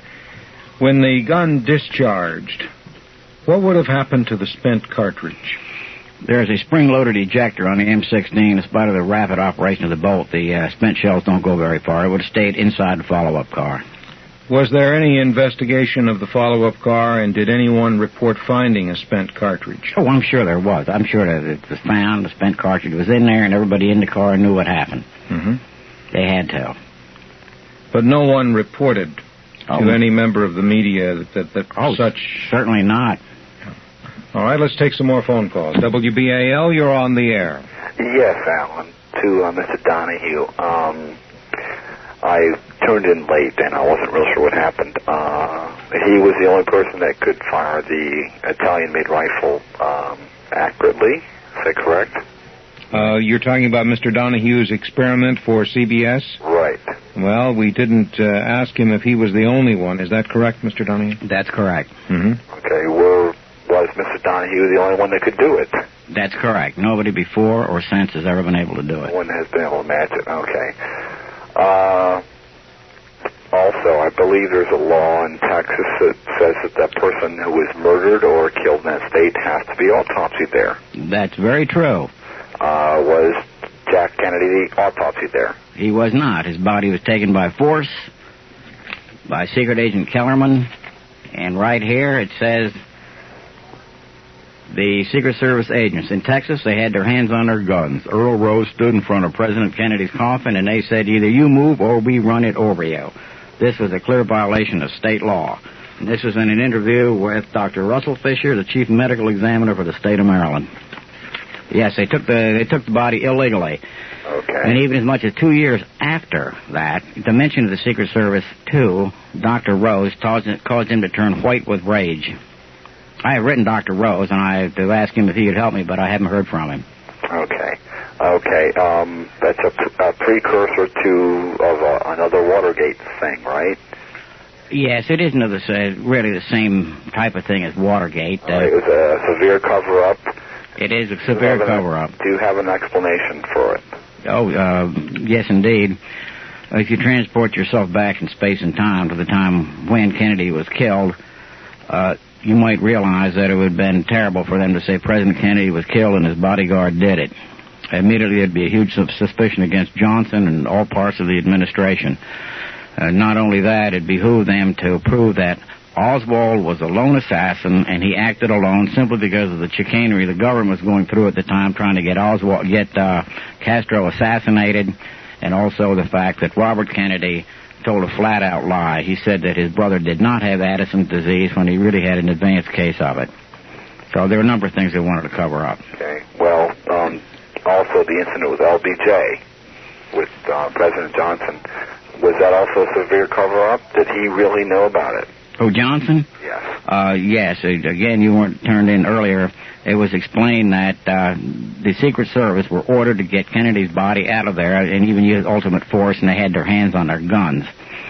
However, it seems that after they got the body out, they ran at breakneck speeds around back roads in a hearse, and they got the body there. Johnson evidently wasn't aware of what really took place because he insisted the aircraft stay on the ground until he got sworn in.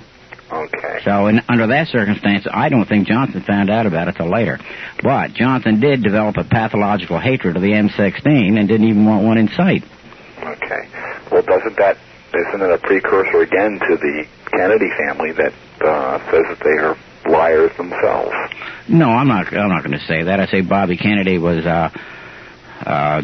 didn't feel that he should let it known, and I don't think it was that terrible. I'm not going to say the Kennedy family are liars. Well, okay, fine. Thank you very much. Mm-hmm. Good night. 481-0313 is the telephone number if you're calling locally, long distance. It's 301-366-1276. WBAL, you're on the air. Well, I'd like to speak to Mr. Donahue, please. Yes, ma'am. Go ahead. I read your article. It's very, very fascinating. However, there's one thing that's puzzled me for all these years. In the hospital at Parkland Memorial, there was a shell that was found on the next to Kennedy's body on the stretcher. Now, what gun did that come from? That was a so-called pristine bullet, commissioned Exhibit 399. The bullet wasn't pristine at all, and it is my opinion that is the one that penetrated Kennedy's neck, exited out underneath his, transited his trachea, then penetrated Connolly, hit him in the back, exited under his right nipple, hit his right wrist, and then went partway into his thigh. And I think it fell out of his clothes when they were undressing him in the hospital. Well, if that bullet went through Connolly, then how come it was on the stretcher with Kennedy? How come it wasn't on Kennedy's stretcher? That's what I read. Well, then... found that shell, they didn't know where it came from. Let's put it this way. They don't honestly know where it did come from, but they feel pretty certain it came from Connolly's. Oh, I see. That's all.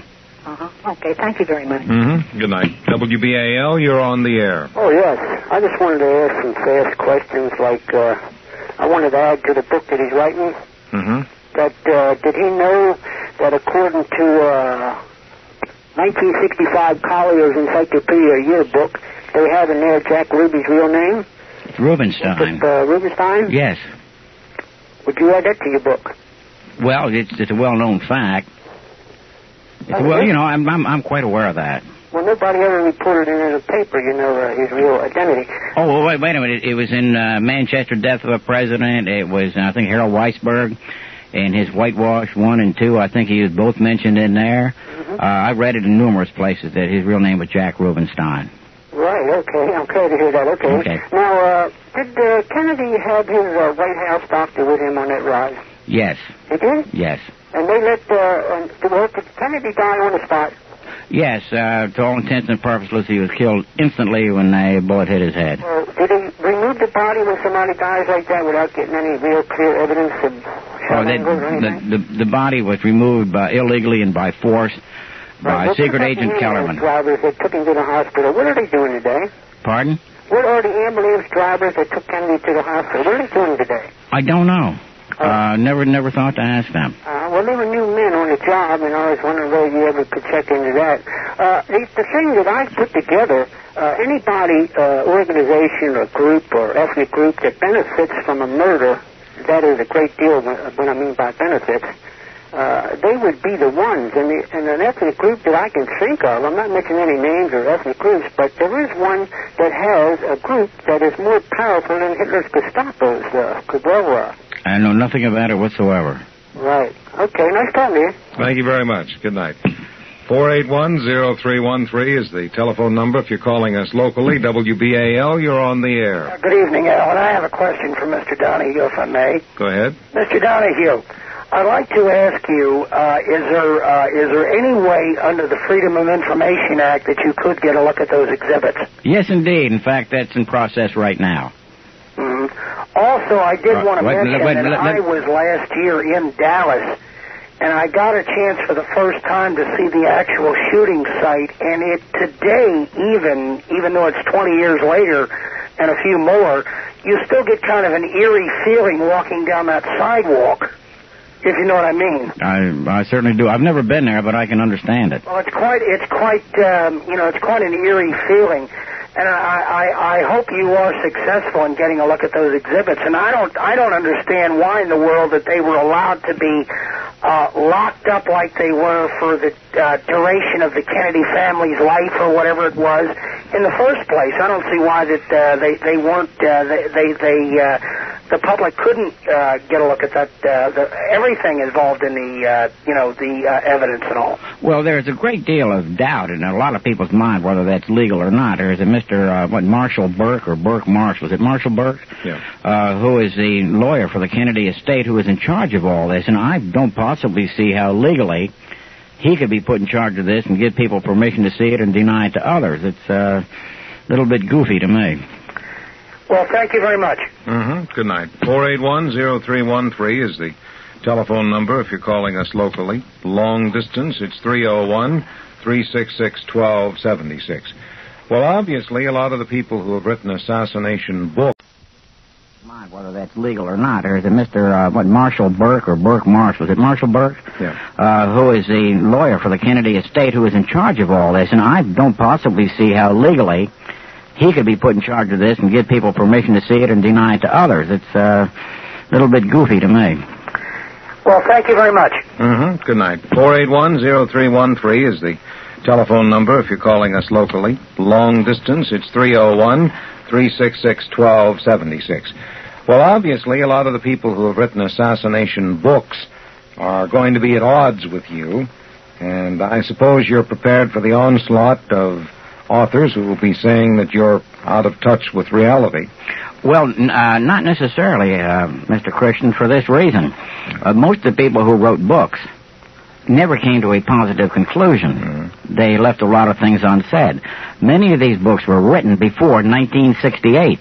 Right. Any book written and produced before 1968 couldn't possibly have come to the right conclusion simply because the results of the 1968 panel report was not available until then.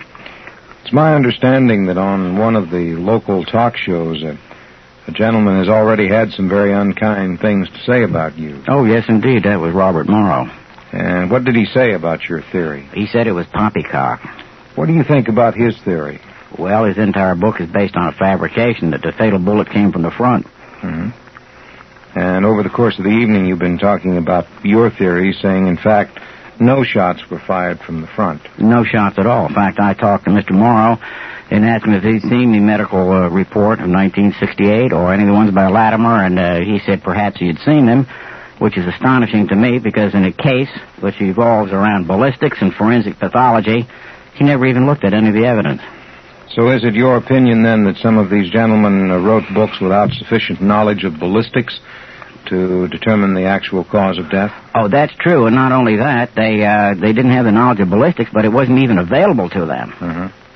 And now you feel that the information, if combined with certain information being held in the archives, could prove definitely that it was an accidental killing. I believe so. I'm convinced of it. Incidentally, I don't take any adversary stance with anybody who's written any books about this because it is one of the most aggravating and frustrating things that has ever happened in the United States. Everybody feels that the government is implicated in it. They're sure they are, and the government is implicated for certain, but nobody knows how. So I not fully understand how anybody could be irritated enough to write a book. It's understandable. In terms of the weapon that Oswald was carrying, understand that's a relatively inexpensive carbine to buy. Is that correct? That's right. If he had to buy one in that period of time, about what would it have cost? I think the whole thing cost about $19.95, complete with a scope. Complete with a scope. What sort of scope did he have on the rifle? It was a very cheap Japanese scope, It was not even made for a high-powered rifle. It was made for a .22. Mm-hmm. When you tried to duplicate the shots using that scope, considering that most people shoot with one eye closed, is it more understandable to view Mr. Oswald's shot in the street as being probable? Yes. Excuse me, you mean his shot at what? His first shot that went... Oh, certainly. It's quite probable. The second shot that hit the president, does this demonstrate any marksmanship on Mr. Oswald's? Not at all. Mm-hmm. He missed one, he hit him once, and then the gun itself, after being tested, shot high and to the right. And after all, he did miss a shot at General Walker, too, who was standing still. So it could have been a shot aimed at the heart region of the back that would have hit the man in the neck. That's right. It could have been on him someplace. Mm-hmm. All right. In terms of trying to choose a weapon to commit an assassination, I would assume one would not choose a $20 mail-order rifle to do it. Oh, certainly not. If you were to pick the type of rifle without advertising it, because I don't want some of the more unstable types in the audience to run out and buy one, what would be the cost of the proper equipment to conduct an assassination? Rifle and scope, to get a good one. Well, I would suspect that if a foreign power going to have a contract that another foreign power had, they would select a rifle from a completely different foreign power. Mm-hmm. And a telescopic sight. One had been picked up on the battlefield and was untraceable. Yeah, and that kind of equipment would cost how much, roughly, if you had to buy it? Probably in the neighborhood of $100 to $150. And you could get the material that way that couldn't be traced and yet would be far more accurate and dependable. Yes. Yeah. All right, let's take some more phone calls. WBAL, you're on the air. Good evening, Mr. Christian. Good evening. I would like to talk to Mr. Donahue. Go ahead, he's listening. Well, Mr. Donahue, I would like to know, and probably many other people, why did President Kennedy was in Dallas, Texas at the time he was assassinated that afternoon? Are you saying why was he in Dallas? Yes, when he got shot. That's a very complicated story. It seems the Democratic Party was in some trouble down there, and they were trying to heal a big split between Connally and Yarborough, et cetera, and I really didn't get into it that much, except in casual reading some of the things that became apparent to me that they felt it was quite necessary to heal it because Texas was a cornerstone, and if Texas didn't go with them, then they'd lose the whole election. Question number 2, sir, is why every cabinet member was airborne over Filipinos at that very time, and the president went on some kind of jaunt to Dallas, Texas? Why were all of the cabinet members flying in the same airplane? That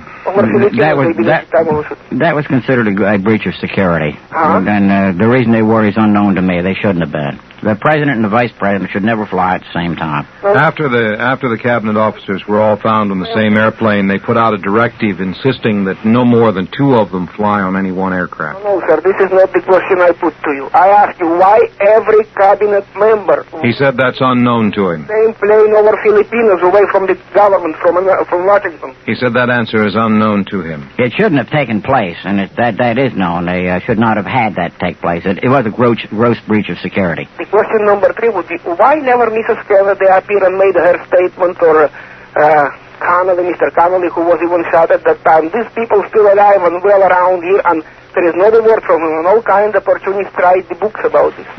Well, the Kennedy family has refused to grant any interviews because, quite candidly, a number of the authors of the books were rather eccentric chaps, and I think they simply felt they did not want to be a part of rather sensational publicity. Well, sir, the bodyguards were there too, and they never been put up to make a single word statement. I don't think anyone has ever accused the bodyguards before. I don't think, but probably few people thought about it because Kennedy got holes from the top down in his head, according to all kinds of stories. Yes. And now, what is the difference, actually, between assassination and a public execution? It's very simple. You can order a public execution that can be a legal killing. An assassination is outside the law. Politically motivated. Right. Best luck for Mr. Connolly, this Donahue bestseller. Thank you very much. Good night. We'll return after these messages. Calling us locally, long distance, you have to dial area code 301 first, then 366-1276. WBAL, you're on the air. May I speak to Mr. Donahue, please? Yes, ma'am, go ahead. Mr. Donahue? Yes, ma'am. I'm Please here. go ahead. Mr. Donahue? Madam, we have not left the room. Please go ahead. Okay, I just wanted to tell you I've been listening to your story all night, and I think it's the most ridiculous thing I've ever heard. You have a very pigment of imagination that is really ridiculous. Mm-hmm. Thank you. Thank you very much. Call anytime. I will do so. Thank you. Good night. 481-0313 is the telephone number if you're calling locally. WBAL, you're on the air. Yes, I have a couple of questions for Mr. Donahue. Yes. First, I wanted to preface it by saying that I read a couple of the assassination books, maybe one written before 1968, and I think a couple written after. And his theory is probably the most plausible statement of what happened that I've heard of yet. But just a couple of things to clear up in my mind, if you would. I have a couple of questions about. One thing would be I read somewhere that the windshield of the limousine was missing right after the assassination, and I think a couple of the theorists have said that it was because of bullet holes or a bullet coming from the front.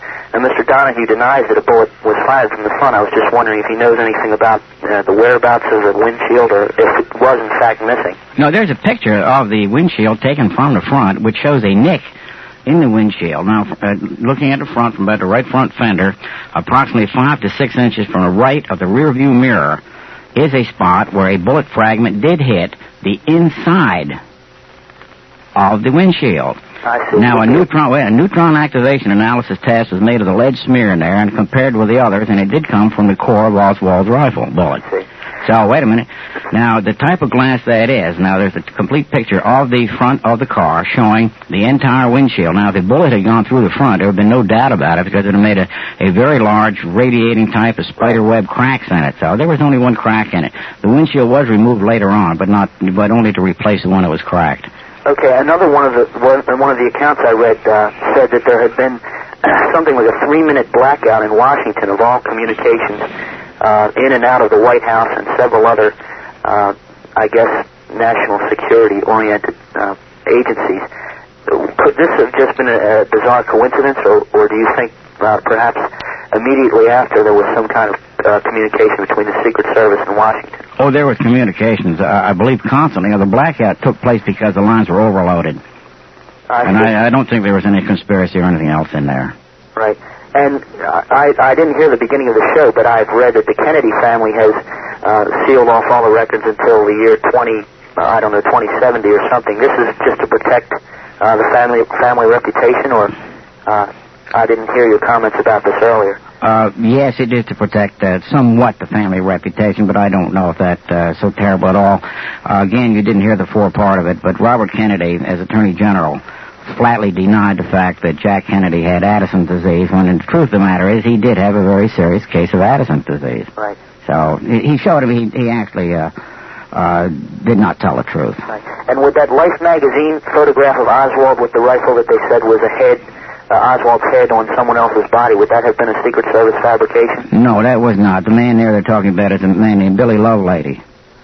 And he had a totally different widow's peak in his hair. He had a V in it instead of, a reverse V. And he has been positively identified. He does look a little bit like Oswald, but he has been positively identified, and he's not the second Oswald, nor is it any fabrication. Well, just one final question. Do you think it would ever come out exactly how much the Secret Service has had to do with the cover-up and how much of the skullduggery that's gone on to try and hide this thing? Well, there's been, of course, there's a great deal done by the Secret Service to cover it up because all the agents in the car knew what happened. So did Ken O'Donnell and Dave Powers. Right. So they knew exactly what happened. But, again, I'm not faulting the Secret Service. I cannot honestly tell you I think they did wrong in trying to cover it up at the time. But right now they're doing wrong. Yeah, I would agree with you there.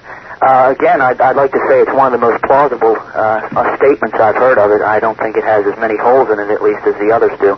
Well, I've invited people to shoot it down, and they haven't been able to as yet. Right. Okay, thanks a lot. Thank you. Good night. 481-0313 is the telephone number if you're calling us locally. Before we went on the air, you said you have been surprised by the favorable response to your theory and the people coming forward with information.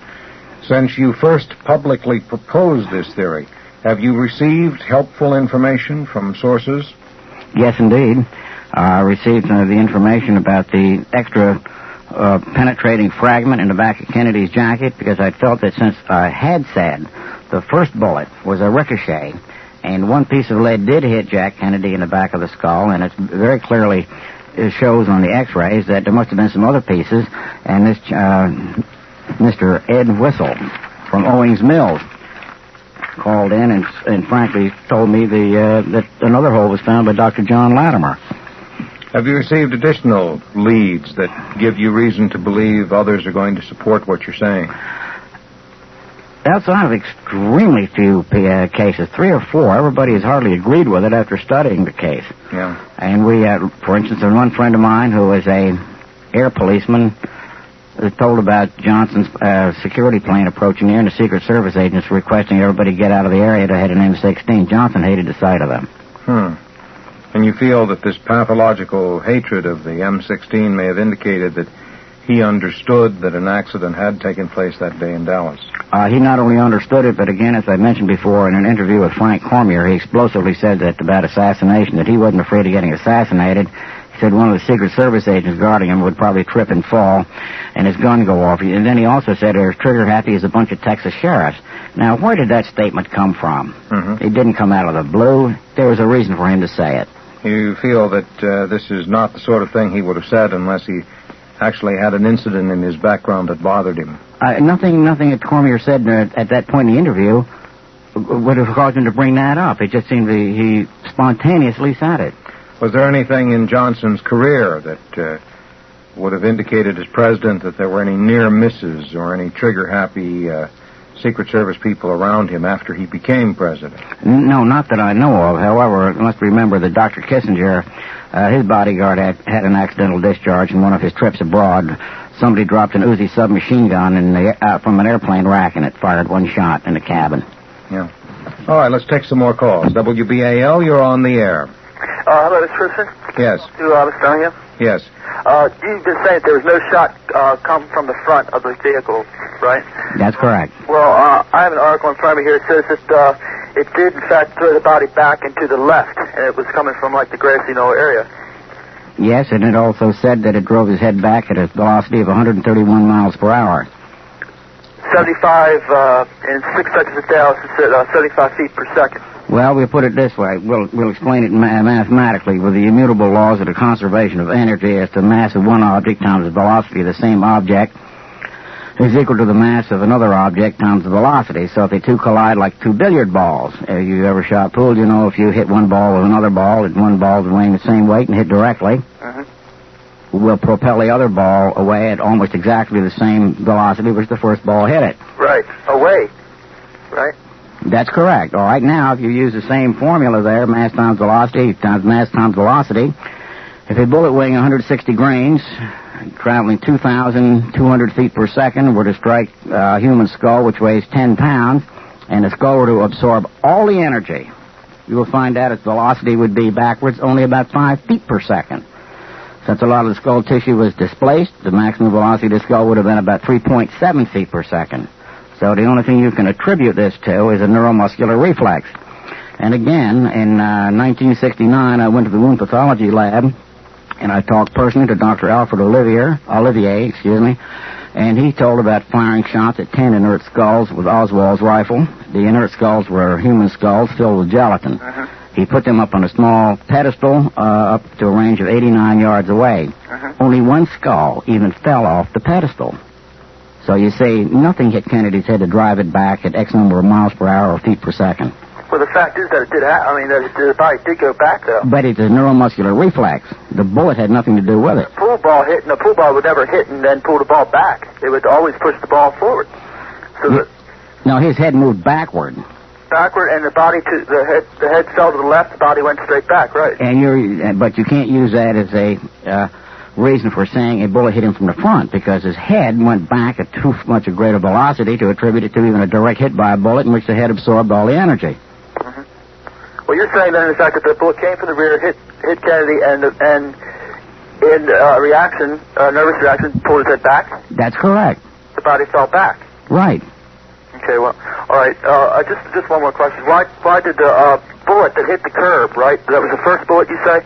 No, that was a piece from the first bullet. That hit behind there, went over the limousine. Right. And one piece hit Mr. Tague in the cheek, and another one hit the curb not far from him. That's right, and if you line them up, you'll find out they're lined up exactly with the first bullets firing. They say that from this, you would think it would be right there on the street where the car was, but it happened to be the next street over, didn't it? That's correct. It was right in a direct line with the Texas School Book Depository and where the limousine was about when the first shot was fired. I see. Will this theory ever be able to be proved in your, legally, and will it ever come out in your book as a conclusion, We hope so. I suspect in about 6 months to 1 year the whole thing's going to come out. I'll tell you what, everybody get up there and write Jimmy Carter and say, let's stop this charades. Really? Because, listen to what's going on. It is a new theory, it's very interesting. And what paper is your article in that you've been referring to? The Sun paper, May 1st, Sun magazine section, May 1st and May 8th. Okay, thank you very much. You're very welcome. Good night. 481-0313, WBAL, you're on the air. Hello there. Yes, good evening. I'm quite an avid listener. My radio was going on the bleep tonight. Yes.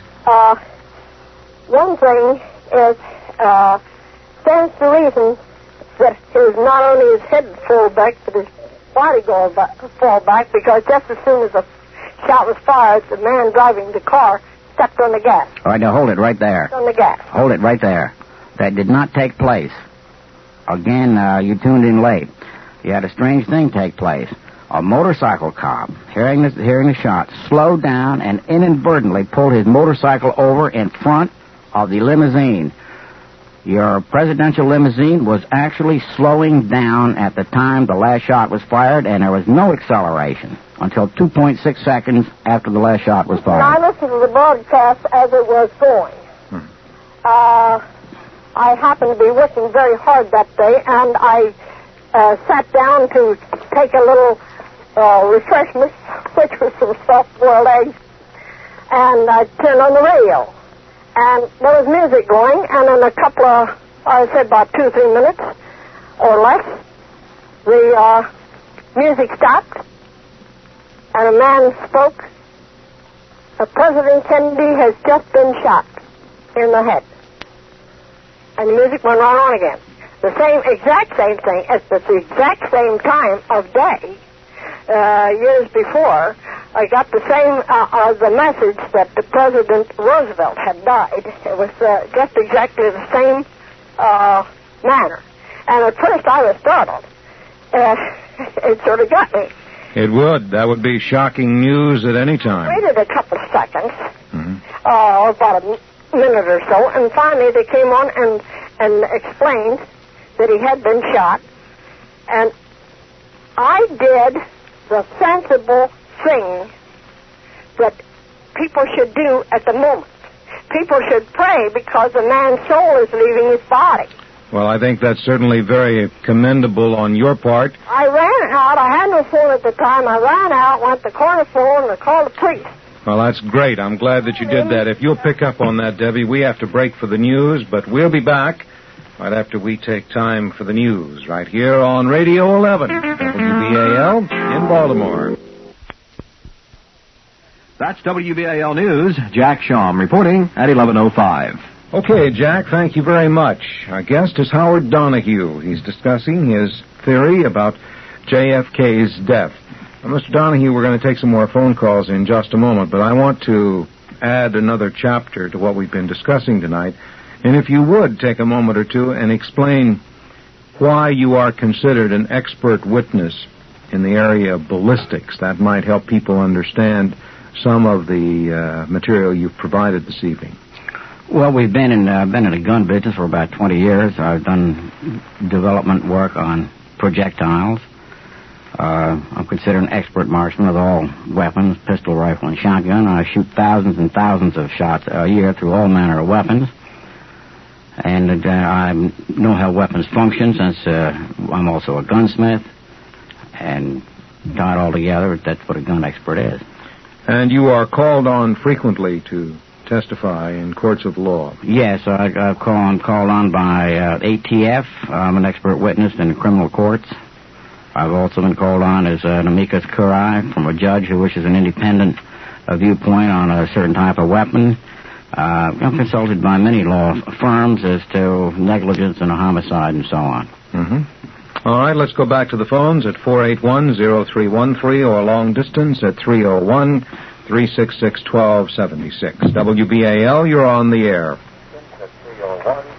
Hello there. Hello. Yes, good evening. Good evening, Mr. Donahue. Yes, sir. Would you turn down that radio in the background, sir? It's coming back over the telephone. We'll take it away. All right. About a couple of years ago, I read a very lengthy article in the Philadelphia Inquirer about the Kennedy assassination. I was wondering if he knows anything about that. I don't know what it said. Like most articles that are written on the assassination, nobody says anything. They allude to the fact so many things are happening.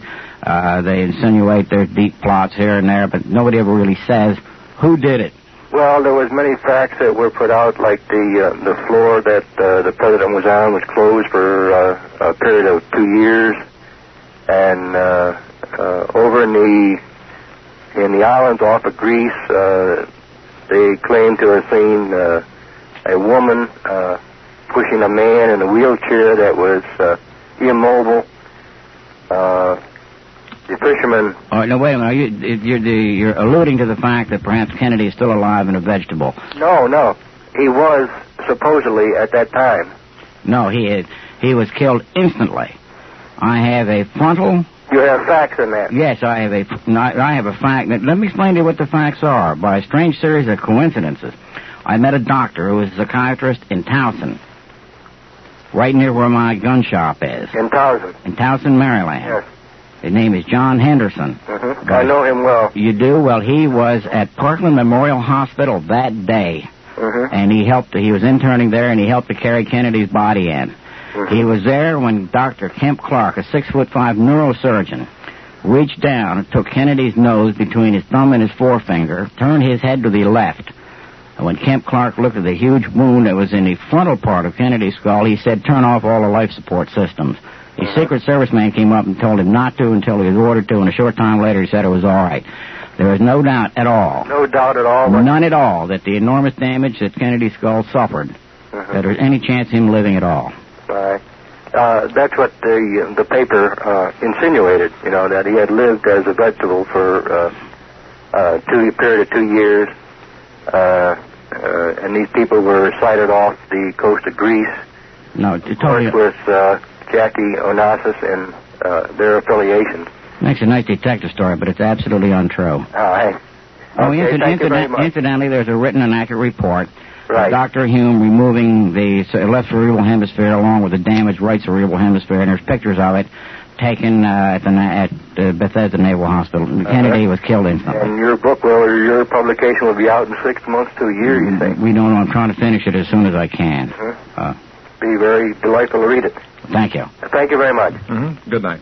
481-0313 is the telephone number locally. WBAL, you're on the air. Your head is on the moon, your head is on the moon, zing boom, your head is on the moon, your head is on the moon, zing boom, and you're on toast.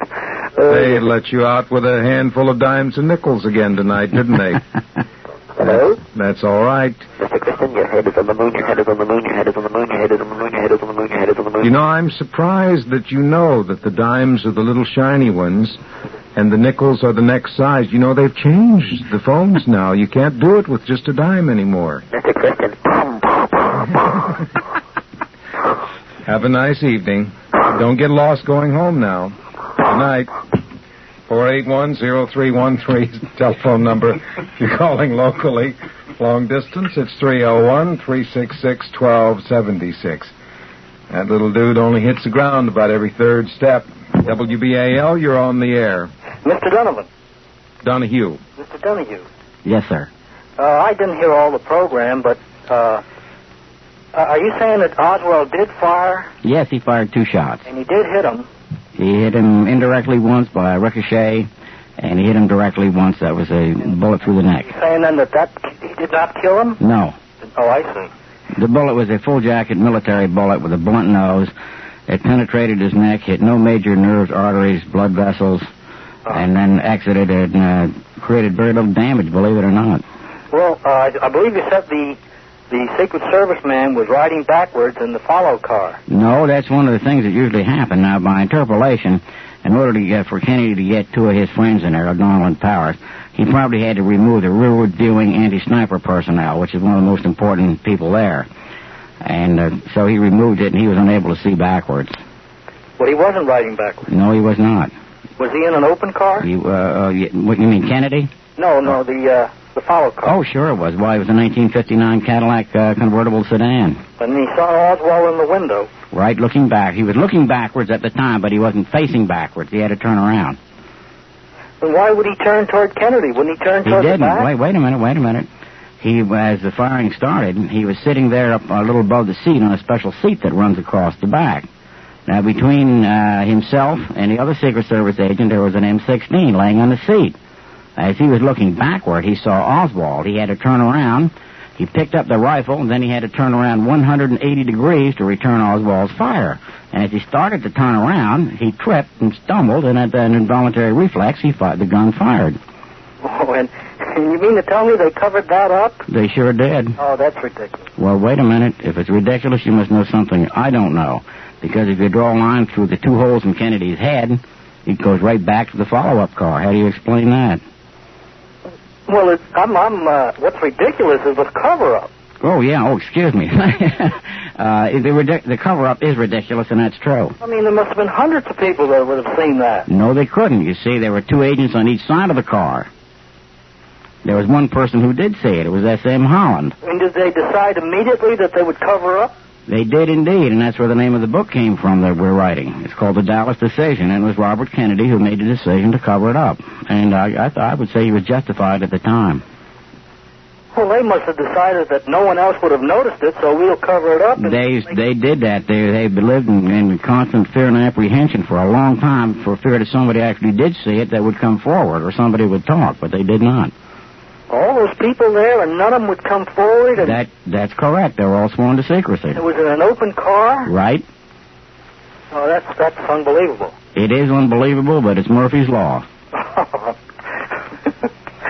No, I can't believe it. Well, then how do you explain the fact that the bullet hole that went in his head and the bullet hole that came out, if you draw a line through it, it goes to the left rear seat of the follow-up car. His head must have been bobbing around. No, his head was not. Wait a minute. His head was not bobbing around. His head was even the car was moving, even a little bit. 11.3 miles per hour. His head was firmly fixed in time and space by 3 motion pictures.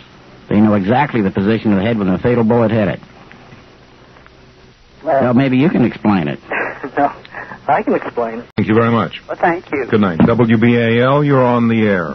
Mr. Christian, I'd like to talk to Mr. Donahue, please. Go ahead.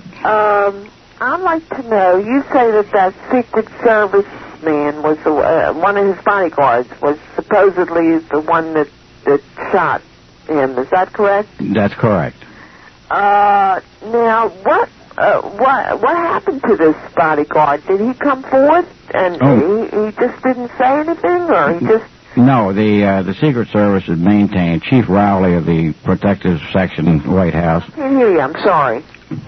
Mr. Rowley, head of the Secret Service Protective Section of the White House, denied that anybody fired any shots at all. No shots were fired by the Secret Service.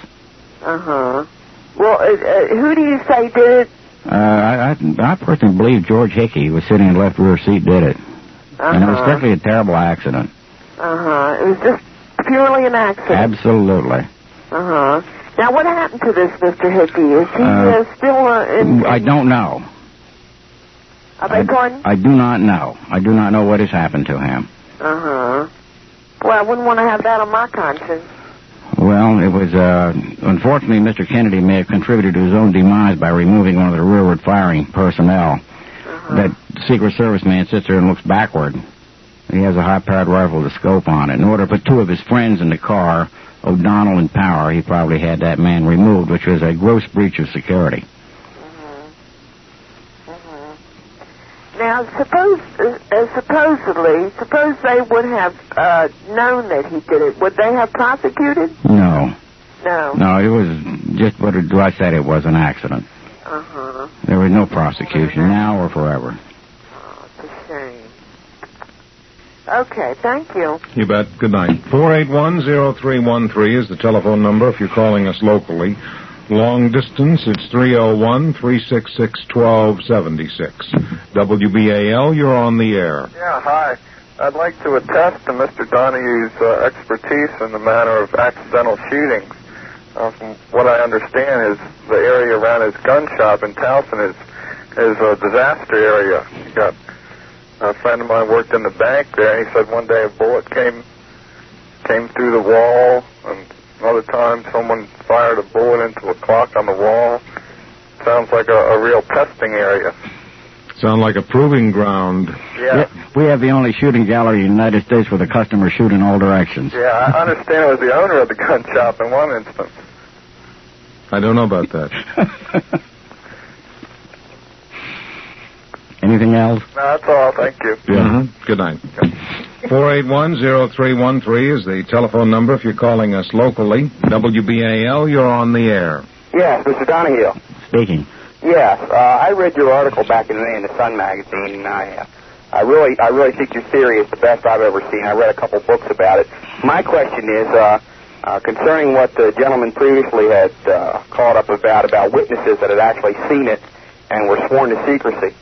Now, I have read certain things, and you hear things in the news about people that have actually died mysteriously or disappeared rather mysteriously who had, seen what had actually happened and possibly were going to divulge their secret. I was wondering if you know anything about this or have, discovered any facts about these things.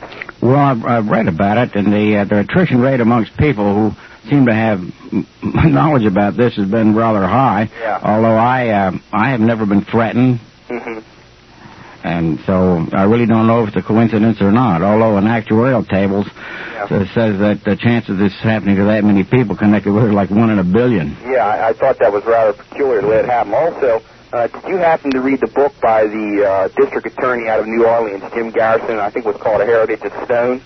Wait a minute, he just wrote one called Star Spangled Contract. Oh, that was it. Well, I haven't read that one. No, I just saw it. I haven't read it either. No, I did not read the other one. The first book that he'd written was quite a while ago, and I was just curious as to what you thought about some of his theories. He really drew a lot of connections to CIA and to the Cuban crisis and things such as this, and I was just curious as to what you thought about his theories at all. Well, as far as the CIA goes, one of the reasons this should be brought out, there's a lot of insinuation that the CIA had a splinter group and a group in there that wanted to knock Kennedy off. My personal opinion, there's no truth in that whatsoever. Well, what exactly do you, what have you come up with to back up that conclusion on your part? You mean that the CIA had nothing to do with it? Nothing to do with it at all. I mean, I just... Well, for this reason, that the Attorney General of the United States, his brother was killed. I see. The same day, and he was also overseer of the CIA. Right. And he also spent 3 hours with John McCone the same day that his brother was killed. Yeah. Now, if you think that Robert Kennedy would have knowledge that the CIA or any part of it had anything to do with killing his brother, you'd never rest till he found out who did it. Right. So I don't think that they did. I see. And I think the CIA has been wrongfully blamed, and a lot of allegations against them are absolutely incorrect. Okay, thank you very much, sir. Goodbye. WBAL, you're on the air. Hi. One question on Mr. Hickey. Is that the agent that you said shot the... Yes. Okay. Are you familiar with a program on TV that was done, I don't know whether it was by CBS or NBC or one of those, where a Secret Service agent was interviewed on television? Yeah, that was Clint Hill. Oh, is he the one? It was on CBS. I have a transcript of the entire thing. Or something over the incident? Pardon?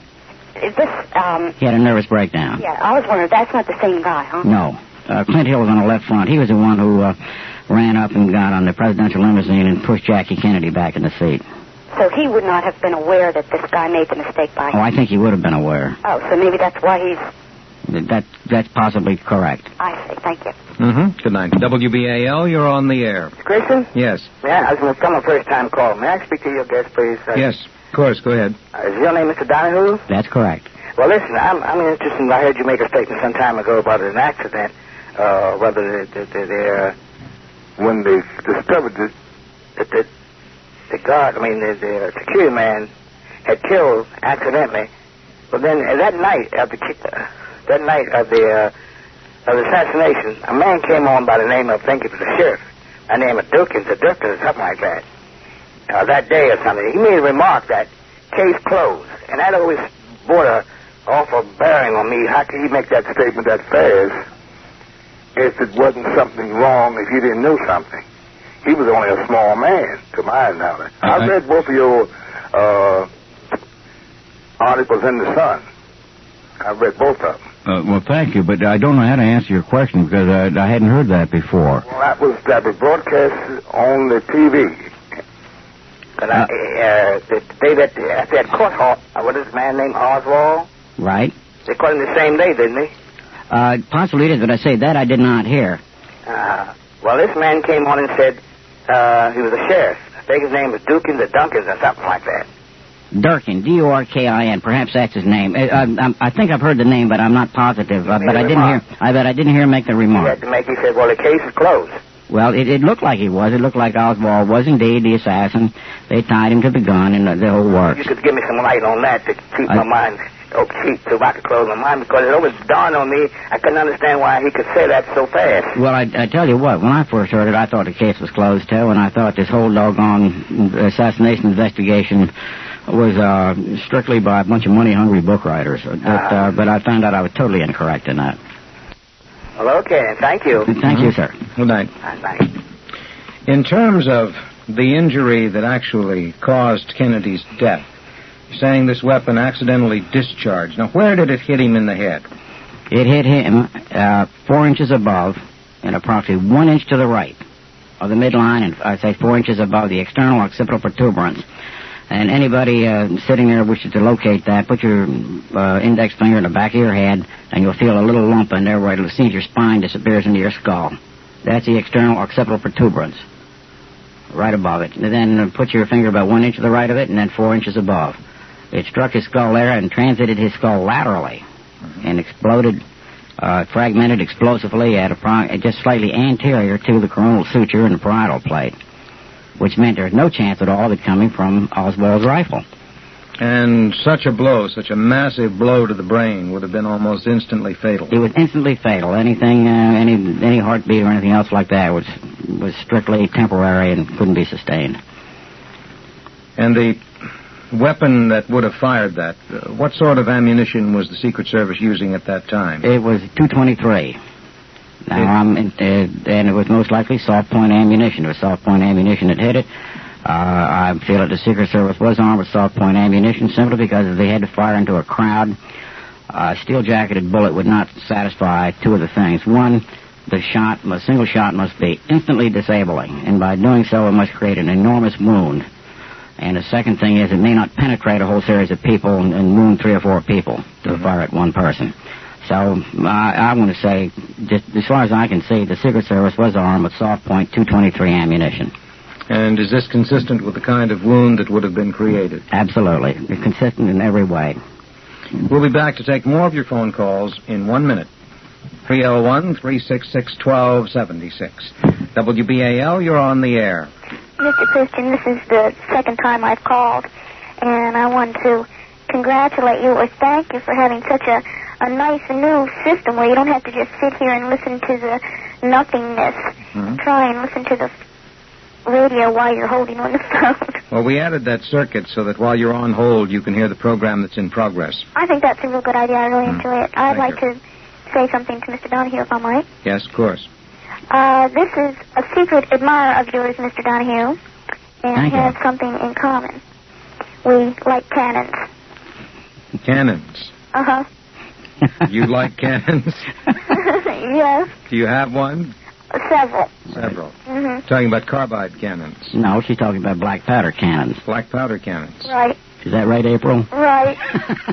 I'm glad you don't live in my neighborhood. I want to congratulate you on your upcoming book, Howard. Thank you very much. Laying here getting ready to go to bed, and I happened to turn the radio on, and I heard you, and I ran quick and got you-know-who. Very good. Turn the radio on, so I wish you a lot of luck. Thanks a lot. Okay, bye-bye. Good night. Cannons. Well, that's all right. Wherever she moves, I hope she has fun. WBAL, you're on the air. Mr. Houston? Yes. I'll speak to Mr. Donahue, please. Go ahead. Speaking. Mr. Donahue? Yes, sir, go ahead. Speaking. Is this Mr. Donahue? Yes, go ahead. We are here. All right.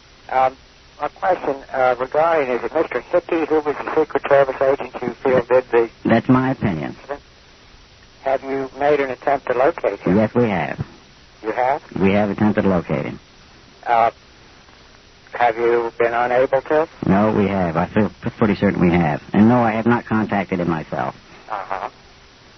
Is it that you have not been able to? Because he seems to be the key to the theory, possibly. That's true, but there are two newspapers working on this with me, and one or both of their reporters are going to attempt to locate him. I mean, speak to him, but we have located him. Was he separated from Secret Service shortly after this incident? We do not know that. Well, I know where he lives, and I know he has a silent phone. Uh-huh. I just can't, he should have a rather well-documented life. But he does. If he was a Secret Service agent. Well, he does, but they are secret, and they don't tell everybody what they're doing.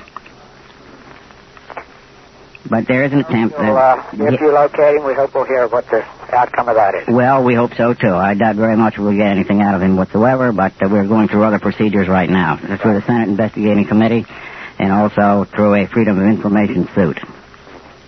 All right, thank you very much. You're very welcome. Good night. 481-0313, WBAL, you're on the air. Yes, Mr. Question, can I speak to Mr. Donahue? Yes, go ahead. Mr. Donahue, I don't know if it's true or not, but my teacher told me that the principal of my school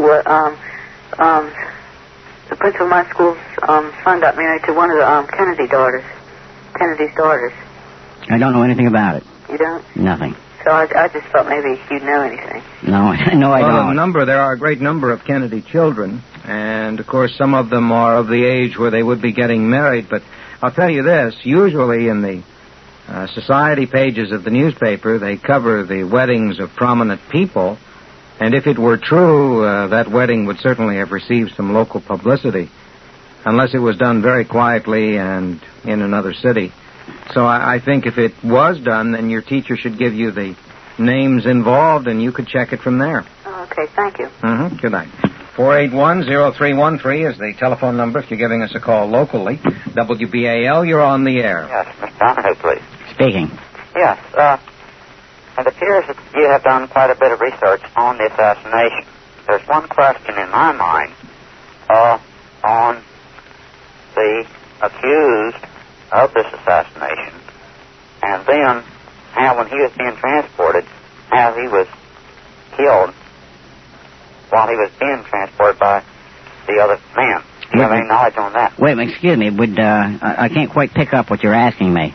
Okay. When Mr. Oswald was being transported? He was killed right in the basement of the Dallas jail. Right. Do you have any knowledge on that? Yes, it was most likely what happened is this, and this also is conjecture on my part. Ruby did not plan this, because even the people inside the jail didn't know exactly when Oswald was going to be transported. Uh-huh. In other words, it would change momentarily. Again, as they say, that it was Murphy's Law, that one entrance was left unguarded in the basement of the Dallas jailhouse. Ruby walked in there. Now, Ruby also knew a lot of police officers there because they used to hang out in one of his gin mills, and he used to supply them with free drinks. So he just walked right in there, and as he walked up the hall there, lo and behold, Oswald came down there manacled, and then on an impulse, he took the gun out and shot him. There was no indication that he had any planning because he couldn't plan it because they didn't even know when they were going to take him out. It was a sheer coincidence that they ran into each other. Okay. I was just curious, because it seemed as though you had a lot of knowledge on the other. Now, this has kind of bothered me. And you had a lot of knowledge on the other facts, and I was just curious. Well, I was curious about that, too. That's why even though I mainly studied the ballistics of it as a collateral line, since Oswald did get shot by Ruby, it occurred to me that perhaps there was some setup in there whereby he had advanced knowledge. He didn't have any advanced knowledge of it, and I firmly believe it was a sheer whim on his part. Okay. That he happened to be there, and he shot him. Okay. All right, thank you very much. Mm-hmm. Good night. 481-0313, WBAL, you're on the air. All right, Mr. Donahue? Yes, sir. My name is Duke. Now, what I would like to know is, has anybody ever investigated either Ruby or anybody in Oswald's family, but particularly Ruby's family, or any acquaintance of them as to any significant incomes they may have received after all of these incidents? Because, what you're saying as to an accident relative to the fact that everybody is saying Oswald did it, and then all of a sudden this guy Ruby jumps into the act, and out of a clear blue sky, which is apparently not in a CIA scenario, jumps in and shoots this man. Now, has anybody investigated the financial transactions that have taken place with either one of these families? Honestly, I don't know.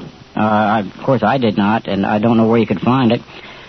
Manchester Death of a President is very complete. I don't know if 6 Seconds in Dallas has much in it about that or not. As I say, I chiefly investigated the ballistic aspects of it. I don't know. I can't answer your question. Don't you believe that the financial aspects of it might have a very significant bearing on the entire scenario? Well, it could have, except in the previous caller, I stated my personal opinion that it was strictly a happenstance, a bad coincidence where Ruby happened to walk in. He was emotionally involved in there, and he did shoot Oswald. Don't you think that's kind of, too much of a coincidence? Too much, yes. Well, no, I understand exactly what you mean. But from every other thing that happened in there, it was really Murphy's Law in Dallas that day. Everything, no matter what you did, it went wrong. Excuse me. When we look at what we have seen in the publications on the CIA activities of Watergate and everything else associated with all of this stuff, I don't really believe it's too far-fetched that these people might not be very much involved. I can't argue the point with you because, I say, I only expressed my opinion. And, again, I don't think that they were, and I readily admit I could be wrong on it, but I can't see any connection. Who would be involved in making a financial investigation of any large incomes that might come to either somebody of an acquaintance or a personal, association with Ruby? The FBI would. Well, why don't they do it? They may have. I say I'm totally unaware of it, and it never occurred to me to look into it. All right. Thank you very much. Mm-hmm. Good night. WBAL, you're on the air. Hello? Mr. Donahue? Yes. My son and a friend of his has spoken with you in depth about this problem. We think you're on the right track, and the American public has been brainwashed. But you've mentioned Addison's disease several times. Would you explain what that is? I could only explain it medically because it's written down someplace in here. It's a adrenal cortical deterioration where the individual has to take ACTH by hypodermic. The adrenals no longer produce enough to sustain life. And that's what Kennedy had. He had to actually take the medication and give himself a shot at least once a day. In fact, one of his friends was sitting there, and Kennedy gave himself a shot in the leg and didn't wince. And then he said, boy, that certainly can't hurt very much. And then Jack took the needle and shoved it in this guy's leg, and he jumped up and yelled. He says, that's how it feels to me. So he took ACTH every single day. Right. Well, we're all behind you, and I admire you and what you're standing for, and hope this mess will all be over soon. Thank you very much. All righty. Mm-hmm. Good night. In terms of the archives being sealed, this appears to be one of the points central to your investigation. It was suggested originally that the archives needed to be sealed because they wanted to spare the family publication of the gruesome autopsy pictures. Now, can you get from the archives the material you need without exposing some of the more macabre examples of the man's death to public view? Oh, certainly. I would say, again, Commission Exhibit 843, the 2 fragments taken out of Kennedy's brain the night of the autopsy by Admiral or Captain Hume. They can get the neutron activation comparison plates. What is a neutron activation plate? That is a relatively complicated system of testing whereby the material to be tested is put in a nuclear reactor. I don't know enough about physics or how it proceeds from there, but it is accurate to 1 part in a billion. What can they determine from the plate? They can determine the composition of all the bullet fragments, even from the very microscopic fragments that are taken from a bullet wound entrance into a jacket. For instance, they go through a complete neutron activation analysis comparison, series of comparison plates. They will take scrapings or material from the back of the jacket where the bullet hit, pieces from the floor of the car, pieces from the brain, pieces from the inside of the windshield. Any place they find a piece that they'll have to log it in as to where it came from. And then they run these plates, and any differences become quite obvious. Then they can tell if the same bullet did the same, hit the head, the windshield, and the floor of the car. Now, what would have to be proven to demonstrate that your theory is correct? Well, they'd have to be proven, of course, that the bullet fragments in Kennedy's brain were quite different from those that came from the magic bullet, Commission Exhibit number 399. But to prove that it was an accidental shooting by the Secret Service, what additional information would be necessary? Actually, an interrogation of the people in the car. Mm-hmm. Now, supposing that Mr. Powers and Mr. O'Connell are interrogated and they refuse to confirm your story. Well, that's exactly what they would do. Mm-hmm. They would refuse to confirm it. They would have no comment. Then how would there ever be confirmation of your theory? Then you can trace back the jacket or the bullet in Kennedy's brain to one fired through an M16. Would that M16 still exist? It should.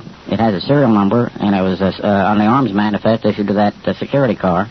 Does the Secret Service have security measures so that they would check all weapons after an assassination to determine if any of those weapons had been fired? Oh, certainly. They have what they call a shooting team. They would go over there, investigate every weapon, every bullet that was fired, and talk to every person that fired it. So there should be a record right now of whether or not that M16 was fired? Absolutely. There's no doubt about it. And they probably picked up the empty case from right inside the follow-up car. Who would have that record? That would be in the National Archives, and it would also be in maybe the FBI files.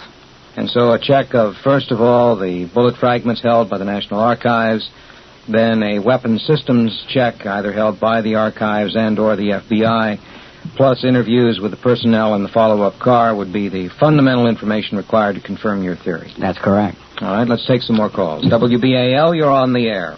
I'm particularly interested in the aspect of smoke. It seems to me in your article you had mentioned that several people claim they smelled it, and it also seems to me that maybe it might have been obvious to some people. Was it apparent that there was smoke coming from the second car? No, Senator Yarborough, who was right, it was the third car in line, if you want to consider the presidential limo was first, then the follow-up car, and right behind that was Senator Yarborough from Texas. Senator Yarborough was a Texas boy raised in the back part of Texas, and he did a lot of hunting. And he smelled smoke almost immediately after the shot was fired, and he kept saying all the way to the hospital, I smelled gunpowder, I smelled gunpowder. Seth Cantor, a Scripps Howard writer, also, he was in the press car. He also said he smelled it. Didn't people on the sidewalk see it? No. No. No, you see, he was shielded by it. You smell it and see it, too, huh? No, they drove right through the cloud of it. I see. And how about people, you mentioned some man earlier, a man named Hammond or something, one of these persons. S.M. Holland. That saw it, and somehow or another he was sworn to secrecy? No, he was not sworn to secrecy. He was interviewed by, was it Mr. Roberts, I believe, but I'm not Schilling and or Roberts. He was standing on the bridge over the triple underpass. And he was looking right down the road, and he described the Secret Service man getting up. He said it was in the presidential car. But if you examine where he was, now Kellerman was sitting right in the front seat of the presidential car on the right side. Now, in direct line with him was George Hickey. So he described Kellerman. He said Kellerman got up and waved a machine gun around and fell over backwards. He said at the time of the last shot. So, but Hickey was right in line with him to show you how erroneous it was. He said he saw Jackie Kennedy get out of the front seat and get into the back seat. What he saw was her get out of the back seat and onto the rear deck of the car. So it was seen. Well, with your theory, have you been in touch with any of these people, like Senator Yarborough, for instance, people that actually have evidence that would sort of align with your theory? Have you done any of that? No, people don't answer. I wrote Dr. Earl Rose, who was at Parkland Hospital, and received no reply from him. I've written Manchester, who should have more information, and received no reply from him either. There's one more question. Also, one of the reporters from the Sun papers wrote George Hickey, and they received no reply there either. How about Senator Yarborough? We have not contacted him. But, it may not be a bad idea. I hadn't even thought about it. I've got one more question, too. Sure. Notwithstanding the angles of shots and things like that, I'm just curious about one point. Is there any way Oswald could have had a different type of ammunition in his weapon for the third shot? Well, it was certainly available, but there's no record of him ever having any except military ammo and having unloaded. And besides, if he did have it, why can't we see it? That's is the trajectory the same if he had two steel-jacketed shells that he fired first? No, the shells were not steel. They were about 90%, 89% copper, about 1% trace elements, and about 9 to 10% zinc. Well, is it conceivable that he could have had those two for the first? Yes, that is correct. Kind for the third, and still perform with the accuracy that he did? Yes, it is conceivable that he could have had them. However, if that fatal bullet was a frangible bullet, or an expanding bullet, a dum-dum, or what have you, then there would be no reason for the National Archives to refuse me a look at them. Yeah. And they did. I was flatly turned down. Okay, well, lots of luck. All right, thank you. Thank you. Bye. Good night. WBAL, you're on the air. Hello? Hello. Yes, good evening. Yes, sir. All right, talk to Mr. Donahue, please. Go ahead. Mr. Donahue, you said before that Jack Ruby was in that basement at jail by coincidence. Yes, I mean, as far as I can see, he had no plan to go there and do anything like that. Well, I have papers that I kept, newspaper clippings and all, when this thing actually happened, and the newspaper gave it out that Jack Ruby said that he was emotionally upset, that he intended to kill the man, he went in to kill the man. Well, he might have said that, and he might have wanted to, but you see, even the police officers in the jail didn't know when they were going to move him. They had all the entrances guarded. One police officer left an entrance there for a few minutes.